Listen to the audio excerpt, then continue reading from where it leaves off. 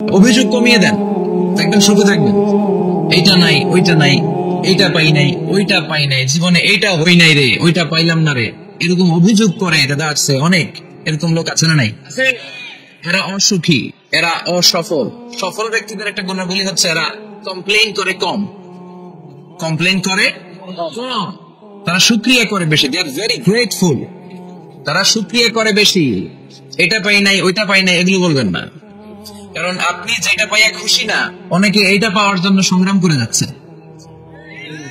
আপনি এখন যে জায়গাটাতে আছেন, এই জায়গাটাতে পৌঁছা অনেকের স্বপ্ন। আপনি এটা পেয়ে খুশি না, কিন্তু আপনার জায়গায় পৌঁছার জন্য অনেকে স্ট্রাগল করে যাচ্ছে, সংগ্রাম করে যাচ্ছে। আপনি যেই পজিশনে আছেন, শুধু এই পজিশনে আসাটাই অনেকের স্বপ্ন। তো শুকরিয়া করবেন না কেন? এজন্য সবসময় আমাদের বেশি বেশি শুকরিয়া করতে হবে। কার? রব্বুল আলামিন বলেন, কুল লাউ কানাল বাহরু মিদাদান লিকালিমাতি রাব্বি লানাফিদাল বাহরু ক্বাবলা আন তানফাদা কালিমাতু রাব্বি ওয়ালাউ জিনা বিমিসলিহি মাদাদা। সাগরের জলকে কালি করে, গাছের পাতাকে খাতা করে, তোমার মহিমা লেখা শেষ হবে না, যদিও লিখি প্রভু জীবন ভরে। সাগরের জলকে কালি করে, গাছের পাতাকে খাতা করে, তোমার মহিমা লেখা শেষ হবে না, যদিও লিখি প্রভু জীবন ভরে। সাগরের জলকে কালি করে। চিল্লা করেন ঠিক কিনা? সব সাগর মহাসাগরের জল যদি কালি হয়ে যায়, কি উপমা দিলেন আল্লাহ? সব সাগরের পানি যদি কালি হয়ে যায়, সব গাছের পাতাও যদি খাতা হয়ে যায়, আর সাগরের জল নামক কালি দিয়ে গাছের পাতা নামক খাতার উপরে যদি আমি আল্লাহর প্রশংসা তোমরা লিখতে শুরু করে দাও, সাগরের জল শেষ হয়ে যাবে, গাছের সব পাতাগুলো ফুরিয়ে যাবে, আমি আল্লাহর প্রশংসা করে শেষ করা যাবে না। সুবহানাল্লাহ বাড়িতে যায় বলবেন। সাগরের জল, চারটেখানে কথা। কয়টা সাগর দেখছেন আপনি? কয়টা সাগর ঘুরছেন? প্রশান্ত মহাসাগর দেখছেন আপনি? আটলান্টিক মহাসাগর দেখেছি আমরা? দেখি নাই। প্রশান্ত মহাসাগরের সবচেয়ে গভীর জায়গার নাম মারিয়ানা ট্রেঞ্চ। প্রায় 36,000 ফিট ওইটা ডেপথ, গভীরতা। কয় হাজার ফিট গভীর? আপনার বাড়ির যে পুকুর কয় হাত গভীর? হ্যাঁ, 36,000 ফিট। কেন ইমাজিন, কল্পনা করতে পারেন? 36,000 ফিট গভীর এটা মারিয়ানা ট্রেঞ্চ, প্রশান্ত মহাসাগর। আর পৃথিবীর সবচেয়ে উঁচু যে পাহাড়টা, এটার নাম মাউন্ট এভারেস্ট। এটার উচ্চতা প্রায় অ্যাপ্রক্সিমেটলি অ্যারাউন্ড 29,000 ফিট। পাহাড়, পৃথিবীর সবচেয়ে উঁচু পর্বত শৃঙ্গ মাউন্ট এভারেস্ট 29,000 ফিট। আর পৃথিবীর সবচেয়ে গভীর সাগর, প্রশান্ত মহাসাগরের সবচেয়ে গভীর জায়গা মারিয়ানা ট্রেঞ্চ, ওইটা নাকি 36,000 ফিট। তাহলে ওই পাহাড়কে তুলে ধরে এনে প্রশান্ত মহাসাগরের সবচেয়ে গভীর জায়গা মারিয়ানা ট্রেঞ্চের উপর যদি ছেড়ে দেওয়া হয়, পুরো পাহাড় ডুবে যাবে। সুবহানাল্লাহ নাই? পুরো পাহাড় ডুবে যাবে, উপরে পানি থেকে যাবে প্রায় 7,000 ফিট। আল্লাহু আকবার। এই পৃথিবীর দ্বিতীয় গভীরতম সাগরের নাম আটলান্টিক মহাসাগর। এই সাগরের সবচেয়ে গভীর জায়গার নাম হচ্ছে পুয়ের্টো। এই পুয়ের্টো গভীরতা প্রায় 33,000 ফিট। কত? আর সবচেয়ে বড় পাহাড় 29,000 ফিট। তো এই সাগরে যদি বড় পাহাড়টা পৃথিবীর সবচেয়ে উঁচুতম পর্বত শৃঙ্গকে এনে ছেড়ে দেওয়া হয়, পুরো পাহাড় পানিতে তলিয়ে তো যাবেই, এর উপরে আরো পানি থেকে যাবে 4,000 ফিট। সাগর, মহাসাগর, পানি বেশি না কম? জোরে বলেন। কি বিশাল আটলান্টিক মহাসাগর! লম্বায় তো অনেক বড়। আড়াআড়ি ভাবে এটারে ক্রস করে অনেক প্লেন, অনেক বিমান। আগে কনকর্ড ক্রস করতো হিথ্রো এয়ারপোর্ট থেকে জন এফ কেনেডি এয়ারপোর্টে ল্যান্ড করার জন্য। ঘন্টায় 1000 মাইল বেগে ছুটতে প্লেন গুলো। তারপরেও আড়াআড়ি ভাবে, লম্বায় না, আড়াআড়ি ভাবে আটলান্টিক মহাসাগরকে ক্রস করতে 3-4 ঘন্টা লেগে যেত। প্লেন যদি ঘন্টায় চলে 1000 মাইল বেগে, আর আটলান্টিক মহাসাগরের পাশ যেটা প্রশস্ত, এটা ক্রস করতে যদি 3 ঘন্টা লাগে, তাহলে পাশে কয় হাজার কিলোমিটার? 3,000 কিলোমিটার। সুবহানাল্লাহ বলবেন না? এত বিশাল বিশাল সাগর। সাগর কি মহাসাগর কি এই দুইটা? যে প্রশান্ত আটলান্টিক না, ভারত মহাসাগর, উত্তর মহাসাগর, দক্ষিণ মহাসাগর, বঙ্গোপসাগর, কৃষ্ণ সাগর, ভূমধ্য সাগর, লোহিত সাগর, চায়না সাগর, শত শত সাগরে ভরপুর মহাবিশ্ব। এই সব সাগরের পানি যদি কালি হয়ে যায়, কি হয়ে যায়? আর পৃথিবীতে যত গাছ আছে সব গাছের পাতা যদি খাতা হয়ে যায়, গাছ কটা আছে কুমিল্লায়? হ্যাঁ, অভাব নাই। তো কুমিল্লাতেই যদি অভাব নাই, তাহলে আফ্রিকার জঙ্গলের কি অবস্থা? কি পরিমাণে গাছ, বৃক্ষরাজি আল্লাহ তৈরি করেছেন। এই সব গাছের পাতা যদি এরকম খাতা হয়ে যায়, আর এই সাগরের জল নামক কালি দিয়ে যদি এই খাতায় আল্লাহ জিকির লিখতে শুরু করেন, প্রশংসা লিখতে শুরু করেন, গাছের পাতাও শেষ, সাগরের পানিও শেষ, শেষ হবে না আল্লাহর জিকির আর প্রশংসা। আল্লাহু আকবার। এজন্য সব সময় প্রশংসা করতে হবে একজন সত্তার, তিনি কে? সে আল্লাহ বললেন, হুয়াল আউয়ালু ওয়াল আখিরু ওয়াজ যাহিরু ওয়াল বাতিন ওয়া হুয়া বিকুল্লি শাইইন আলিম। আল্লাহ বললেন, আমার প্রশংসা করবি না কেন? আমি সবার প্রথমে, আমি সবার শেষে, আমি প্রকাশ্যে, আমি গোপনে। কার কথা? প্রথমে কে? জোরে বলেন। প্রথমে আল্লাহ আল্লাহ, শেষেও আল্লাহ আল্লাহ, আকাশে আল্লাহ আল্লাহ, জমিনে আল্লাহ আল্লাহ। পড়েন পড়েন। প্রথমে আল্লাহ আল্লাহ, শেষেও আল্লাহ আল্লাহ, আকাশে আল্লাহ আল্লাহ, জমিনে আল্লাহ আল্লাহ। আবার পড়েন। প্রথমে, শেষেও, আকাশে আল্লাহ আল্লাহ, জমিনে আল্লাহ আল্লাহ। নিখিল জাহান গায়ে গুণগান, তার নামে গায় আমরাও গাহি তাআলা, হামদে বারি তাআলা, হামদে বারি তাআলা, হামদে বারি তাআলা। পড়েন আল্লাহু আকবার। তিনি প্রথম, তিনি শেষ, তিনি প্রকাশ্য, তিনি গোপন। এজন্য প্রশংসা চলবে একজনের। চিল্লায় বলেন কে? আল্লাহ তোমার প্রশংসার জন্য আমরণ আমরা করতে পারি, তৌফিক দাও। জোরে পড়েন আমিন।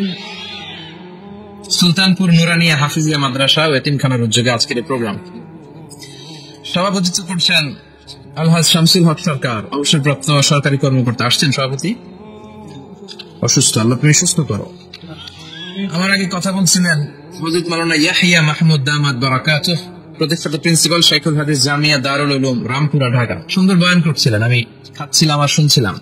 প্রামাণ্য বর্ণনা করছিলেন কিভাবে কিয়ামত হবে, কিভাবে আমরা উঠবো খফাতান আওরাতান মুশাতান গুরলা, উলঙ্গ নেকেড। সেদিন আমাদের গায়ে জামা থাকবে? জ্যাকেট থাকবে খালি। কি থাকবে? কিছু থাকবে, জামা থাকবে না, পায়ে জুতা থাকবে না, পেটে খাবার থাকবে না, খালি থাকবে চিৎকার। সেদিন থাকবে কি? মনে হয় কথাগুলো প্রতিদিন এগুলো রিমাইন্ডার দিবেন নিজেকে, যে ওই দিনটার মুখোমুখি আমি হতে যাচ্ছি, আমি কি তৈরি করেছি আখিরাতে নাজাতের জন্য। প্রতিদিন ভাবতে হবে যে দাদা চলে গেল, বাবা চলে গেল, আমিও ওই একই পথের যাত্রী। দ্য ডেস্টিনেশন ইজ সেম, গন্তব্য এক, কেউ আগে কেউ পরে। এটাই ওয়াজ, এটাই দামি ওয়াজ। এটা মনে রাখলেই মানুষ আর চুরি করতে পারে না, মিথ্যা বলতে পারে না, ইফতিজিং করতে পারে না, পরকিয়া করতে পারে না, মতের বিরুদ্ধে গেলে তারা রামদা দিয়ে কোপাইতে পারে না। চিল্লা এখন ঠিক কিনা? এটাই হচ্ছে ইসলাম। আখিরাতের স্মরণ, জিকরাদ্দা, চলে যেতে হবে। ছোট্ট আছি, বড় হব। এই যে দাড়ি পাকা মুরব্বীরা যারা আছেন, ওনার মায়ের পেট থেকে তো এরকম সাদা দাড়ি নিয়ে বেরিয়েছিল না? ছোট্ট বাচ্চা হয়ে এসেছিল, ওনারা ওয়া ওয়া করে কেঁদেছে। শৈশব, কৈশোর, যৌবন, প্রৌঢ়ত্ব, বার্ধক্য, বয়সের ভার, চুল আর দাড়ির শুভ্রতা। আগে ছিল সিঙ্গেল, হয়েছে ডবল, এরপর হয়েছে মেয়ের বাপ, এরপরে শ্বশুর, এরপরে নানা। সার্কেল অফ লাইফ, এটাই সার্কেল, রাউন্ড, এভাবে ঘুরে আবার চলে যেতে হবে। এই চিন্তাটা যদি মাথায় থাকে, ওই লোক টেন্ডারবাজি করতে পারে, চাঁদাবাজি, ইফতিজিং, মিথ্যা বলতে পারে, যৌতুক খেতে পারে। এজন্য সবসময় give yourself the reminder of আখিরাহ। আখিরাতের রিমাইন্ডার নিজেরাই নিজে দেয়। অন্যায় হয়ে গেলে, ভুল হয়ে গেলে রিমাইন্ডার দেন যে থাকতে আসি নাই, চলে যাবে। কেউ থাকতে পারে নাই, নবীরাও পারে নাই। যে মালাকুল মাউত রূহ কবজ করে, ওই ফেরেশতা থাকতে পারছে? চলে গেছে। আমাদেরকে চলে যেতে হবে। আল্লাহ বোঝার তৌফিক দাও। তো উনি এগুলো নিয়ে দেখলাম কথা বলছিল, চমৎকার বলছিল। এরকম ভালো আলেমদের দাওয়াত দেওয়া উচিত, যারা কিচ্ছার কাহিনী না বলে কনস্ট্রাকটিভ কথা বলে, কিছু শিখে যাওয়া যায়, কিছু জেনে যাওয়া যায়। পুঁজির বোঝাটা হালকা না ভারী করা যায়, ঠিক কিনা? আল্লাহ আমাদেরকে তৌফিক দান করুক, উনি যা বললেন আমরা যেন আমল করতে পারি।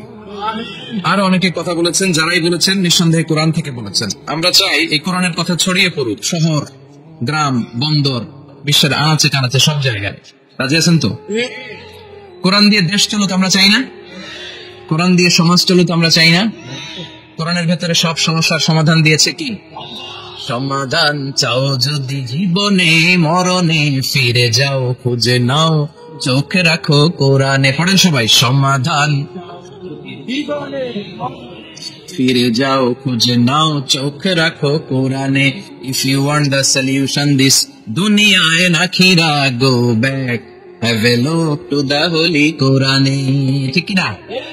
গো back, sit down and have a look to the Quran. বসো, ঠান্ডা মাথায় দেখো কোরআনে কি বলেছে আল্লাহ। প্রবলেম সলভিং মেথডোলজি, সব সমস্যার সমাধান এই কোরআনে আছে না নাই?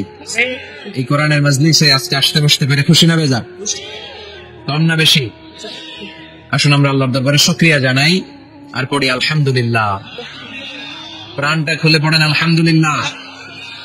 আল্লাহর একটা ডাক দেন, বলেন ইয়া আল্লাহ। আরো জোরে পড়েন ইয়া আল্লাহ। আল্লাহ তুমি কবুল করো। আমরা সরাসরি বইটা থেকে এখন কথা শুনবো। এই দেখেন, পৃথিবীর কোন বইয়ে এত ময়লা থাকে না যত ময়লা থাকে কোরআনে। কারণ সমাধান দিবে তো, এজন্য ময়লা টয়লা নিয়ে সব সমাধান করে ফেলবে কোরআন। যত জায়গায় তাফসীর করতে যাই ধুলাবালি মিশে থাকে। Quran for not your bookshelf, Quran is for yourself. Quran আপনার বুক সেলফের জন্য না, কোরআন আপনার জন্য। আমরা বুক সেলফে রাখি, তাও নিচের থাকে না, উপরের থাকে, যাতে কেউ নাগাল না পায়। এরকম ডাকাইত আছে না? নেই? কোরআনের সাথে অ্যাটাচমেন্ট বাড়াতে হবে। You have to increase your attachment with the holy Quran. এটা এনলাইটেন করতে এসেছে আপনার জীবনকে, আলোকিত। এই যে আমরা কোরআনের উপর আলোকপাত করি না, এটা এনলাইটেন করে, আলো বিচ্ছুরিত করে, আপনার জীবনকে উজালা করবে। এই জন্য কোরআনের সাথে সম্পর্ক বাড়াতে হবে, শুদ্ধভাবে পড়তে জানতে হবে, অর্থ জানতে হবে। আল্লাহ কি বলেছেন জানতে মনে চায় না? আসুন আমরা জানার চেষ্টা করি। আল্লাহ তুমি তৌফিক দাও, পড়েন আমিন। আমি আপনাদের খেদমতে সূরা ইয়াসিন থেকে তেলাওয়াত করছি। টের পাইছেন? ইয়াসিন মুখস্থ আছে কাকে? আর উঠবে না হাত? মাশাআল্লাহ, অর্ধেক মুখস্থ আছে কার দেখি?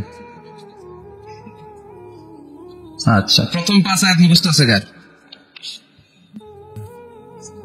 আচ্ছা, এই সূরার নাম আজকে প্রথম শুনছেন কে? হাত তোলেন। নাম সবাই শুনছে, তাই না?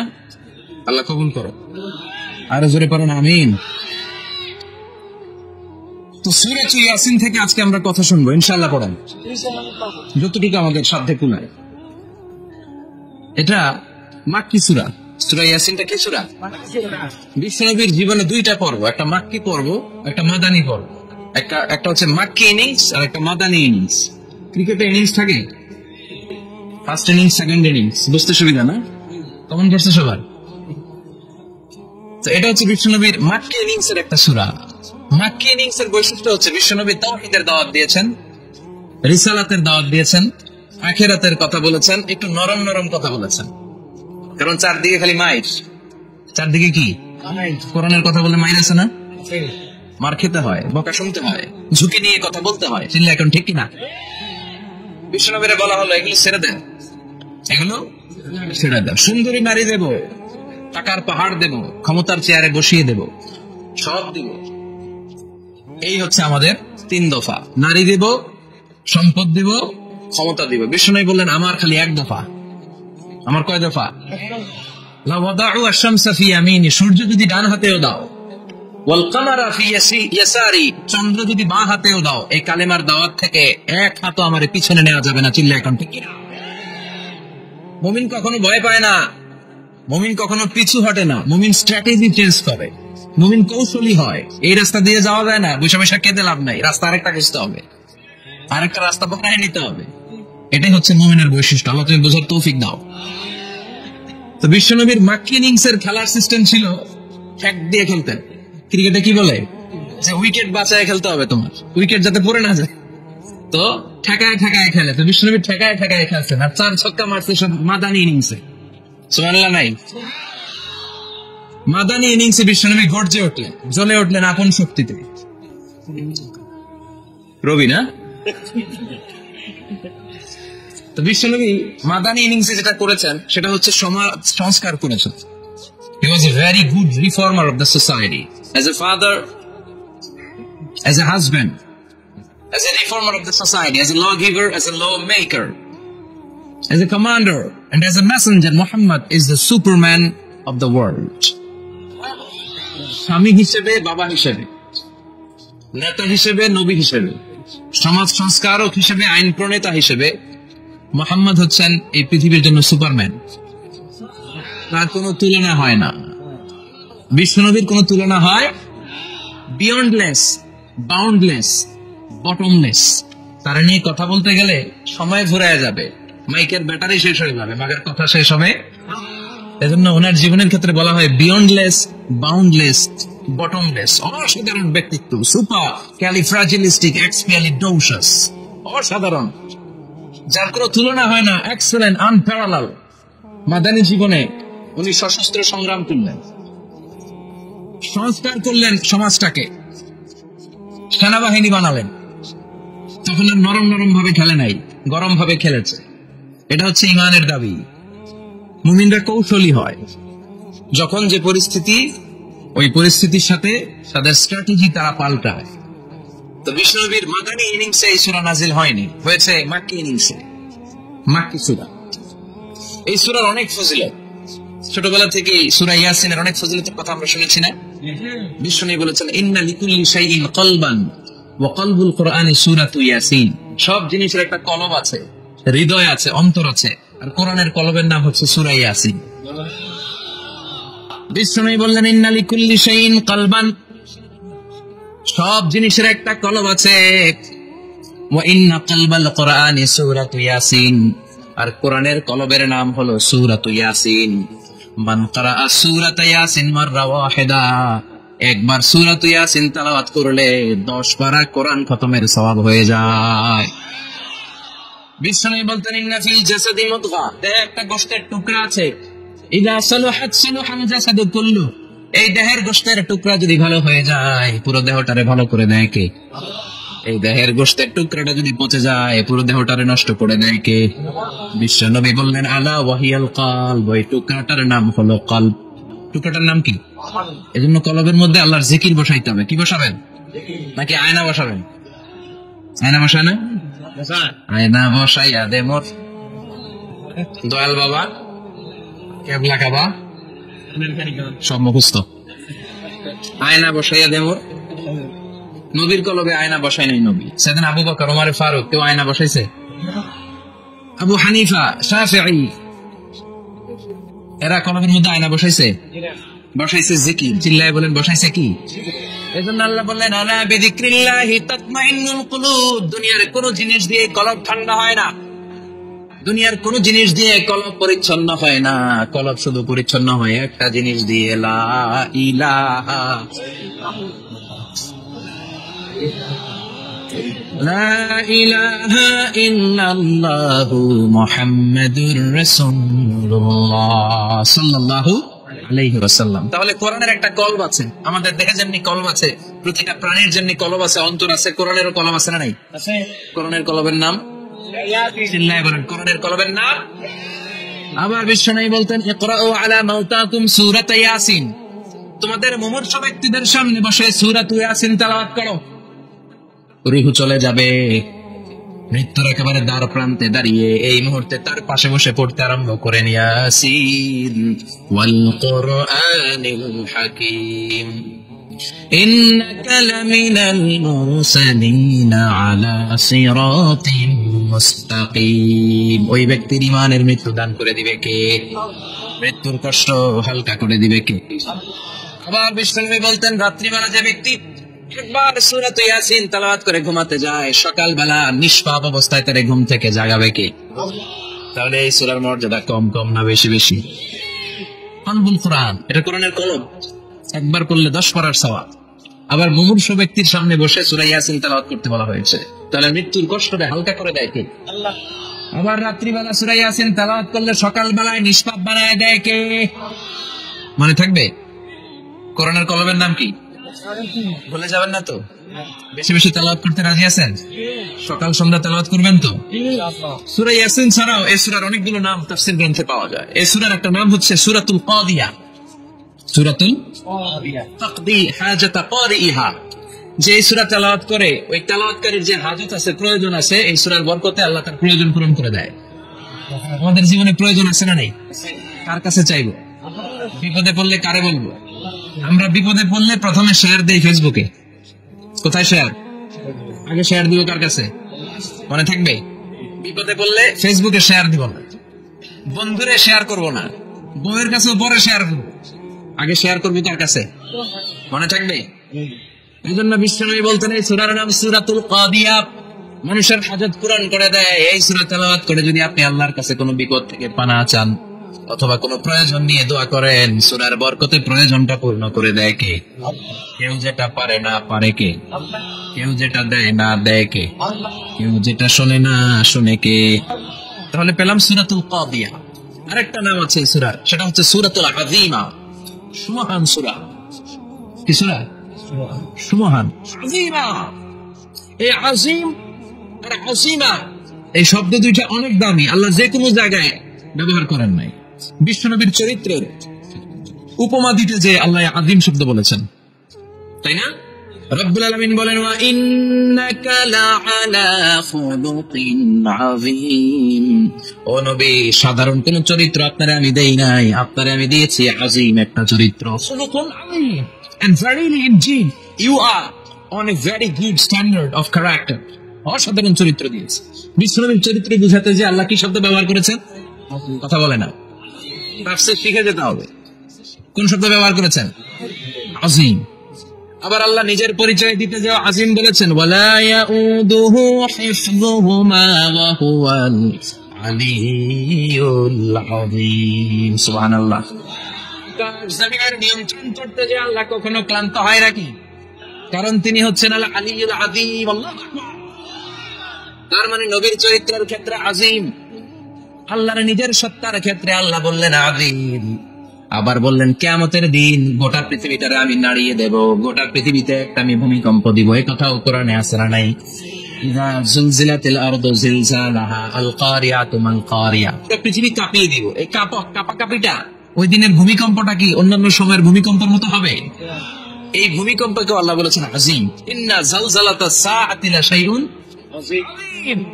সেদিনের ভূমিকম্প সাধারণ কোন আর্থকোয়েক, সাধারণ ভাইব্রেশন না, এটা আযীম। আবার আল্লাহ কোরআনকে আযীম বলেছেন, ওয়ালাকাদ আতাইনাকা সাবআম মিনাল মাসানি ওয়াল কুরআনাল আযীম। ও নবী, আমি আপনার নিত্য পাঠনীয় শব্দ বাক্য সূরাতুল ফাতিহা দিয়েছি, সাথে সাথে কোরআনে আযীম দান করেছি। সুবহানাল্লাহ। তার মানে কোরআনের ক্ষেত্রে আযীম, কিয়ামতের ভূমিকম্প এটা আযীম, আল্লাহ নিজেও আযীম, বিশ্বনবীর চরিত্র। আবার এই সূরাটাও যেহেতু দামি, এজন্য এই সূরার নাম সূরাতুল আযীমা, সূরাতুল সুমহান সূরা। এটা যেন তেন সূরা নয়, এটা তো কোরআনের কলব। কলব ছাড়া মানুষ বাঁচে? হার্ট ফাউন্ডেশনে যেয়ে দেখবেন মানুষের কি অবস্থা। হৃদরোগ, হৃদয় যার নষ্ট, তার যে কত কষ্ট। এই যে কি পরানো লাগে এখন? রিং পরায়, এনজিওগ্রাম, এনজিওপ্লাস্টি করে আর্টারি ব্লক করে ফেলে। চর্বি, এত চর্বি আমরা খাই, এত গরুর গোশত আমরা খাই। মনে রাখবেন, যেই প্রাণীর পা বেশি ওইটার ভিতরে কোলেস্টেরল বেশি। মাছের কয় পা? হ্যাঁ, নাই, এখানে নাই, মাছের পাটা নাই, কোলেস্টেরল নাই। মুরগির কয় পা? জোরে বলতে হবে, তার মানে কিছু কোলেস্টেরল আছে না নাই? গরুর কয় পা? কোলেস্টেরল বেশি না কম? এইবার কোন চিংড়ির কয় পা? সবচেয়ে বেশি কোলেস্টেরল কন্টেইন করে শ্রিম্প, প্রন, চিংড়ি। এজন্য এগুলো কম খাইতে হবে। তবে 40-এর আগে যারা আছেন ধুমায়া খান, 40-এর পরে এই যে মাটন, ল্যাম্ব, ছাগলের গোশ, খাসির গোশ, চিংড়ি, এগুলো আপনার ডায়েট থেকে বাদ দিয়ে দিতে হবে। বুঝতে পেরেছেন? এই জন্য এই সূরাটা যেন তেন সূরা নয়, এটা তো কোরআনের কলিজা, হার্ট, হৃদয়। এই জন্য সূরাটা সূরাতুল আযীমা। সুবহানাল্লাহ পড়েন। তার মানে 1 নম্বরে পেলাম সূরাতুল কাদিয়া, 2 নম্বরে পেলাম সূরাতুল আযীমা, 3 নম্বরে সূরার আরেক নাম হলো সূরাতুল মুইম্মা। সূরাতুল মুইম্মা। মুইম্মার 2 অর্থ। এক অর্থ হচ্ছে এটার বরকতটা আম, সবার জন্য, যেই পড়ে সেই বরকত পায়, এজন্য মুইম্মা। আবার মুইম্মার আরেক অর্থ হচ্ছে যে সূরা শত্রুকে অন্ধ করে দেয়। কি করে দেয়? এই সূরার প্রথম 9টা আয়াত যদি বিপদে পড়ে, শত্রুর কবলে পড়ে আপনি তেলাওয়াত করেন, শত্রুর চোখটারে অন্ধ করে দিবে কি? বিশ্বনবী মক্কা থেকে যখন মদিনায় যায়, হিজরতের সময় বিশ্বনবী সূরা ইয়াসিনের প্রথম 9টা আয়াত তেলাওয়াত করলেন। তেলাওয়াত করে আল্লাহর নাম নিয়ে ঘর থেকে বের হলেন। আশেপাশে কাফেররা ঘুরে কিন্তু বিশ্বনবীরে দেখে না, সবাই খেলে এরকম এরকম করে ডানে বায়ে হাতায় বিশ্বনবীর সামনে দিয়ে যায়, কিন্তু কাফেরদের চোখ অন্ধ করে দিয়েছে কে? এজন্য কোরআন তেলাওয়াত করলে কাফেরদের চোখকে অন্ধ বানায় দেয় কে? এজন্য সূরার একটা নাম হচ্ছে সূরাতুল মুইম্মা। কি নাম? অন্ধ করে দেয়। তাফসিরে কুরতুবীর মুসান্নিফ ইমাম আল কুরতুবী, ওনাকে জালিম বাদশা বন্দী করেছিল। ওনার তাফসিরে এসেছে উনি শক্তিশালী লোক ছিলেন, জেলখানা ভেঙে বাঁচার জন্য দিয়েছে দৌড়। ওনারেও ধরার জন্য জালিম বাদশার সৈনিকেরা ঘোড়া নিয়ে রওনা হয়েছে। উনিও দৌড়ায়, ঘোড়াও পেছন থেকে আসে। উনি মানুষ কি ঘোড়ার দৌড়ের সাথে পারে? উনি হাঁটতে হাঁটতে হয়রান হয়ে এক বালুর ময়দানে যে ধপাস করে পড়েছে। ওরাও ঘোড়া দিয়ে এসে নেমেছে, কিন্তু আজীব তামাশা, উনি বালুতে ধপাস করে পড়েই সূরা ইয়াসিনের প্রথম 9 আয়াত তেলাওয়াত করতে শুরু করেছেন। ওরা নিচে নেমে ডানে বায়ে সামনে পিছনে খালি খুঁজে, কিন্তু দেখে না, সামনে কিন্তু বসা। ওদের চোখটা অন্ধ করে দিছে কে? বিশ্বাস হয়? ঈমান হয়? এজন্য বিপদে পড়লে সূরা ইয়াসিনের প্রথম 9 আয়াত পড়তে রাজি আছেন? আল্লাহ তুমি তৌফিক দাও। আর জোরে পড়েন আমিন। এজন্য আল্লাহ চমৎকার ভাবে এই সূরাটা শুরু করে দিলেন। 2টা কাটা অক্ষর দিয়ে আল্লাহ বললেন ইয়াসিন ওয়াল কুরআনিল হাকীম ইন্নাকা লামিনাল মুরসালিন আলা সিরাতিম মুস্তাকিম। পড়েন সুবহানাল্লাহ। ইয়াসিন সূরাটা শুরু করলেন কি দিয়ে? ইয়াসিন। এটা কি কোনো বাক্য? এটা কি কোনো শব্দ? এটা কি অক্ষর? 2টা। প্রথম অক্ষরের নাম, দ্বিতীয়টা আওয়াজ করে বলেন, প্রথম অক্ষরটার নাম, দ্বিতীয়টা। খুব চমৎকার না? বাক্য দিয়ে এই সূরাটা শুরু করে নেয়। যেমন ইযা যুলজিলাতিল আরদু জিলজালাহা, এই সূরার প্রথম আয়াত। এটা একটা বাক্য না? আচ্ছা। ওয়াদ-দুহা ওয়াল-লাইলি ইযা সাজা, বাক্য না? কিন্তু ইয়াসিন এটা কি কোনো বাক্য? এটা কি কোনো শব্দ? না, এটা কাটা 2টা অক্ষর। সুবহানাল্লাহ পড়েন। আল্লাহ 114টা সূরা, প্রায় 29টা সূরা এরকম কাটা কাটা অক্ষর দিয়ে শুরু করেছেন। সুবহানাল্লাহ নাই? এই 29টা সূরা কখনো আল্লাহ একটা অক্ষর দিয়ে শুরু করেছেন, কখনো 2টা অক্ষর দিয়ে, কখনো 3টা দিয়ে, কখনো 4টা দিয়ে, কখনো 5টা দিয়ে। একটা অক্ষর দিয়ে আল্লাহ কোরআনের সূরা শুরু করেছেন। এরকম একটা সূরা বলেন। নুন ওয়াল কলামি ওয়া মা ইয়াসতুরুন। নুন, নুন দিয়ে সূরা শুরু হয়ে গেছে। তারপরে কফ, এক অক্ষর দিয়ে সূরা শুরু হয়ে গেছে। সুবহানাল্লাহ পড়েন। এবার বলেন 2 অক্ষর দিয়ে সূরা শুরু হয়েছে, এরকম সূরা বলেন। এত দূরে যান কেন? এটা আছে না নাই? ইয়াসিন। সুবহানাল্লাহ পড়েন। ইয়াসিন 2 অক্ষর দিয়ে। তারপরে হামিম। এবার 3 অক্ষর দিয়ে আল্লাহ সূরা শুরু করছেন, এরকম আলিফ লাম তা সিন মিম। আল্লাহ। আবার 4টা অক্ষর দিয়ে সূরা শুরু হয়েছে, এরকম আছে না নাই? আবশ্যক কোন? আলিফ লাম মিম রা, আলিফ লাম মিম সাদ, আছে না নাই? আবার 5টা কাটা অক্ষর দিয়ে সূরা শুরু হয়েছে, এরকম সূরা আছে না নাই? সূরা মারিয়ামের শুরুতে কি আছে? কাফ হা ইয়া আইন সাদ। সুবহানাল্লাহ পড়েন। এরকম প্রায় 29টা সূরা আল্লাহ কাটা কাটা অক্ষর দিয়ে শুরু করেছেন, কোনো বাক্য দিয়ে নয়, কোনো শব্দ দিয়ে নয়। কি দিয়ে? হারফ দিয়ে। হারফ, এই হারফগুলোর বলে হুরুফ আত-তাহজ্জি বা হুরুফ আল-মুকাত্তাআত, কাটা কাটা অক্ষর। মনে রাখবেন কোরআনের আয়াতগুলো 2 ভাগে বিভক্ত, একটা মুহকাম, একটা মুতাশাবিহ। মুহকাম মানে যেগুলোর অর্থ আমরা জানি, যেগুলোর ব্যাখ্যা আমরা জানি, যেটা ইন্টারপ্রিটেশন এক্সপ্লেনেশন আমাদের জানা আছে। আর মুতাশাবিহ আমরা অর্থ জানি না, আমরা ব্যাখ্যা জানি না, এটা দিয়ে আসলে কি বুঝাইছে আমরা কেউ জানে না। জানে একজন, চিল্লায় বলেন তিনি কে? আল্লাহ বলেন ওয়া ইন কুনতুম ফি রাইবিম মিম্মা নাযালনা আলা আবদিনা ফাআতু বিসূরাতিন মিন মিসলিহি ওয়াদউ শুহাদাআকুম মিন দুনিল্লাহি ইন কুনতুম সাদিকিন। আল্লাহ বললেন ও জাহেলি যুগের লোকেরা, শোনো শোনো, এত আরবি কবিতা বানাতে পারো, এত গল্প লিখতে পারো, আরবিতে এত নোবেল বানাতে পারো, উপন্যাস বানাতে পারো, আর্টিকেল লিখতে পারো, আমার নবীর উপর যে কোরআন আমি নাজিল করেছি, এই কোরআনের ব্যাপারে অন্তরে যদি কোনো সন্দেহ থাকে, বাপের বেটা হলে পারলে কোরআনের মতো একটা সূরা বানিয়ে নিয়ে আসো। পারছে? কিয়ামত পর্যন্ত কেউ পারবে? বিশ্বনবী যেই জামানাতে এসেছিলেন ওই জামানায় আরবি ভাষা সাহিত্যের উৎকর্ষতা সাধিত হয়েছিল। আরবি ভাষার এতটা উৎকর্ষ পৃথিবী কখনো দেখে নাই। কবিতা, গদ্য, পদ্য, গল্প, উপন্যাস, রচনা, প্রবন্ধ, আর্টিকেলের এই ভাষা সাহিত্যিকদের চোখে আঙ্গুল দিয়ে আল্লাহ বুঝাতে চাইলেন, এত অর্থ করতে পারো, এত ব্যাখ্যা জানো, এত বড় বড় বুলিয়া ওড়াও, এত কিছু তুমি জানো, তাহলে বলো ইয়াসিন অর্থ কি? সুবহানাল্লাহ কইবেন না? তাইলে বল নুন অর্থ কি, কফ মানে কি, আলিফ লাম রা মানে কি, ফাবুহিতাল্লাযী কাফার। কেউ জানে না, কেউ উত্তর দিতে পারে না। কোন সুবহানাল্লাহ। এটা কোরআনের মুজিজা, এটার অর্থ কেউ জানে না। আর এগুলোর অর্থ নিয়ে খোঁচাখুচি করাও ঠিক না। তবে মুফাসসিরিন ইকরাম এগুলোর কিছু অর্থ সম্ভাব্য বলার চেষ্টা করেছেন। যেমন ইয়াসিনের অর্থ ইবনে আব্বাস বলেছেন এর অর্থ হতে পারে ইয়া ইনসান, হে মানুষ। সুবহানাল্লাহ পড়েন। কেউ কেউ বলেছে এটার অর্থ হতে পারে ইয়া সাইয়্যিদ আল মুরসালিন। কেউ কেউ বলেছেন ইয়াসিন হতে পারে ইসমুল্লাহ, আল্লাহর নাম। কেউ বলেছেন এটা হতে পারে ইসমুল লিন নবী, বিশ্ব নবীর নাম। আবার কেউ কেউ বলেছেন ইয়াসিন হতে পারে এই কোরআনে কারিমের একটা নাম। কোন সুবহানাল্লাহ। এই সম্ভাব্য সব কথাগুলো বলে পৃথিবীর সব মুফাসসিররা বলতে বাধ্য হয়েছেন আল্লাহু আ'লামু বিমুরাদিহি বিহি। এটার দ্বারা আসল অর্থটা কি এটা আমরা কেউ জানি না। জানে কি? চিৎকার করে বলতে হবে, জানে কে? তাহলে ইয়াসিন মানে আমরা জানি না। ইয়াসিনের অর্থ আমরা ছেড়ে দেব কার উপর? এরপর আল্লাহ বললেন ওয়াল কুরআনিল হাকীম, প্রজ্ঞাময়, বিজ্ঞানময় কোরআনের শপথ। ওয়াল কুরআনিল হাকীম, বিজ্ঞানময়, প্রজ্ঞাময় কোরআনের শপথ বা কসম। ওয়াল কুরআনিল হাকীম, যে ওয়া, এই ওয়াটারে আরবিতে বলে ওয়া আল কাসামিয়া। কি বলে? ওয়া আল কাসামিয়া। কসম কাটার জন্য আল্লাহ এই ওয়া ব্যবহার করেছেন। যত জায়গায় কোরআনে আল্লাহ কসম কেটেছেন ওই কসমের শব্দটার আগে ওয়া আছে না? নেই? ও মিয়া, কোরআনে আল্লাহ সময়ের শপথ করেছেন, কসম কেটেছেন, যুগের কসম কেটেছেন। যুগের সময়ের আরবি হলো আল্লাহ আসর। এই আসরের আগে ওয়া আছে না? নাই। কি বলছে আল্লাহ? ওয়াল আসর, ওয়াল। আবার তিন ফলের কসম আল্লাহ কোরআনে কেটেছেন। কি বলেছেন?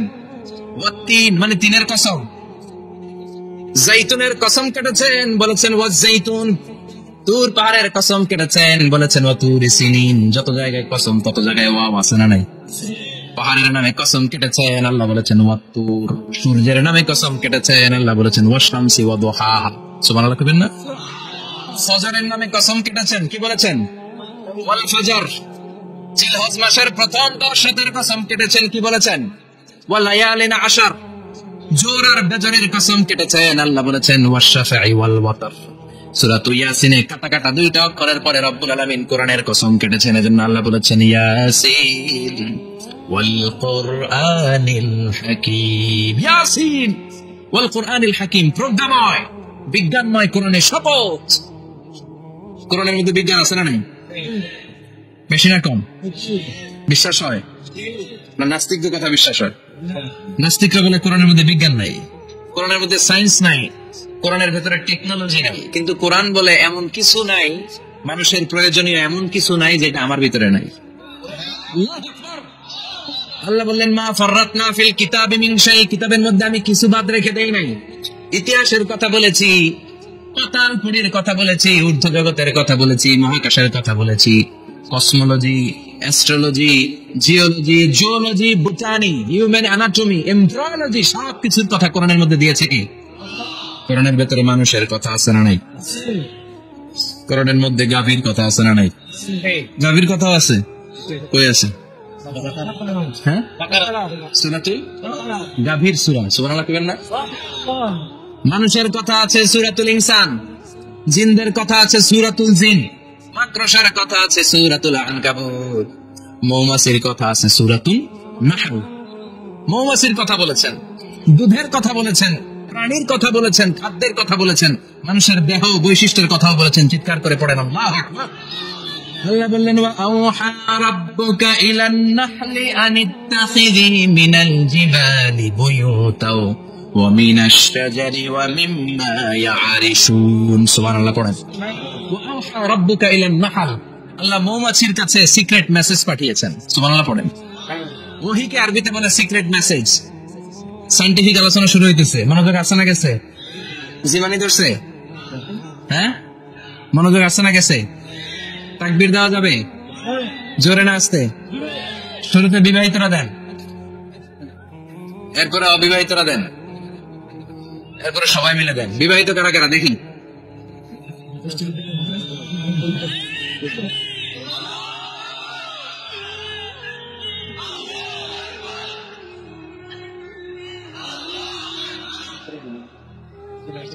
বিবাহিতরা অবিবাহিতরা দিবেন না? শুরুতে বিবাহিতরা দেন, তারপরে অবিবাহিতরা দেন, তারপরে সবাই মিলে দেন। বিবাহিতরা রেডি? দেখবো কাদের গলায় জোর বেশি। দেখি দেখি, বিবাহিতরা দেন। লিল্লাহি তাকবীর। মাশাআল্লাহ। এবার অবিবাহিতরা রেডি?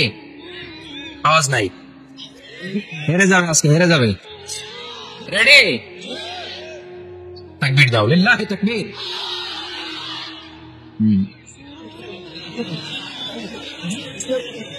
ইয়াংদের পারফরমেন্স আলাদা, আওয়াজ বেশি। এবার সবাই মিলে তিনটা লিল্লাহি তাকবীর, লিল্লাহি তাকবীর, লিল্লাহি তাকবীর। আল্লাহ মৌমাছিকে ওহী করেছেন, কি করেছে দেখেন। ওয়াল কুরআনিল হাকিম, আল্লাহ যে বললেন, শেষ হবে নাই কথা। ওয়াল কুরআনিল হাকিম, বিজ্ঞানময় কোরআনের শপথ, প্রজ্ঞাময় কোরআনের শপথ। বিশ্বনবী বলেন, লা তুহসা আজাইবুহু, কোরআনের আশ্চর্যান্বিতার কোনো শেষ নাই। ওয়ালা তাবলা গরাইবুহু, কোরআন কোনদিন কারো কাছে পুরাতন মনে হয় না। ফিহি মাসাবিহুল হুদা, কোরআনের মধ্যে আছে হেদায়েতের মশাল। ওয়া মানারুল হিকমা, কোরআন হলো বিজ্ঞানের সুউচ্চ মিনার। লা তুহসা আজাইবুহু, কোরআনের আশ্চর্যান্বিতার শেষ নাই। যতই পড়বেন আপনি আশ্চর্য হয়ে যাবেন, যতই স্টাডি করবেন, যতই অধ্যয়ন করবেন, আপনার চোখকে খুলে দিবে কে? ওয়ালা তাবলা গরাইবুহু, কোরআন কখনো পুরাতন হয় না। পুরান হয় নাকি? যার বয়স 50 বছর ধরে নামাজি মানুষ, প্রতি নামাজের প্রত্যেক রাকাতে কোন সূরা পড়া লাগে? তো 50 বছর যদি কেউ নামাজি হয়, তাহলে কত লক্ষবার উনি সূরা ফাতিহা পড়ছেন নিজে জানে।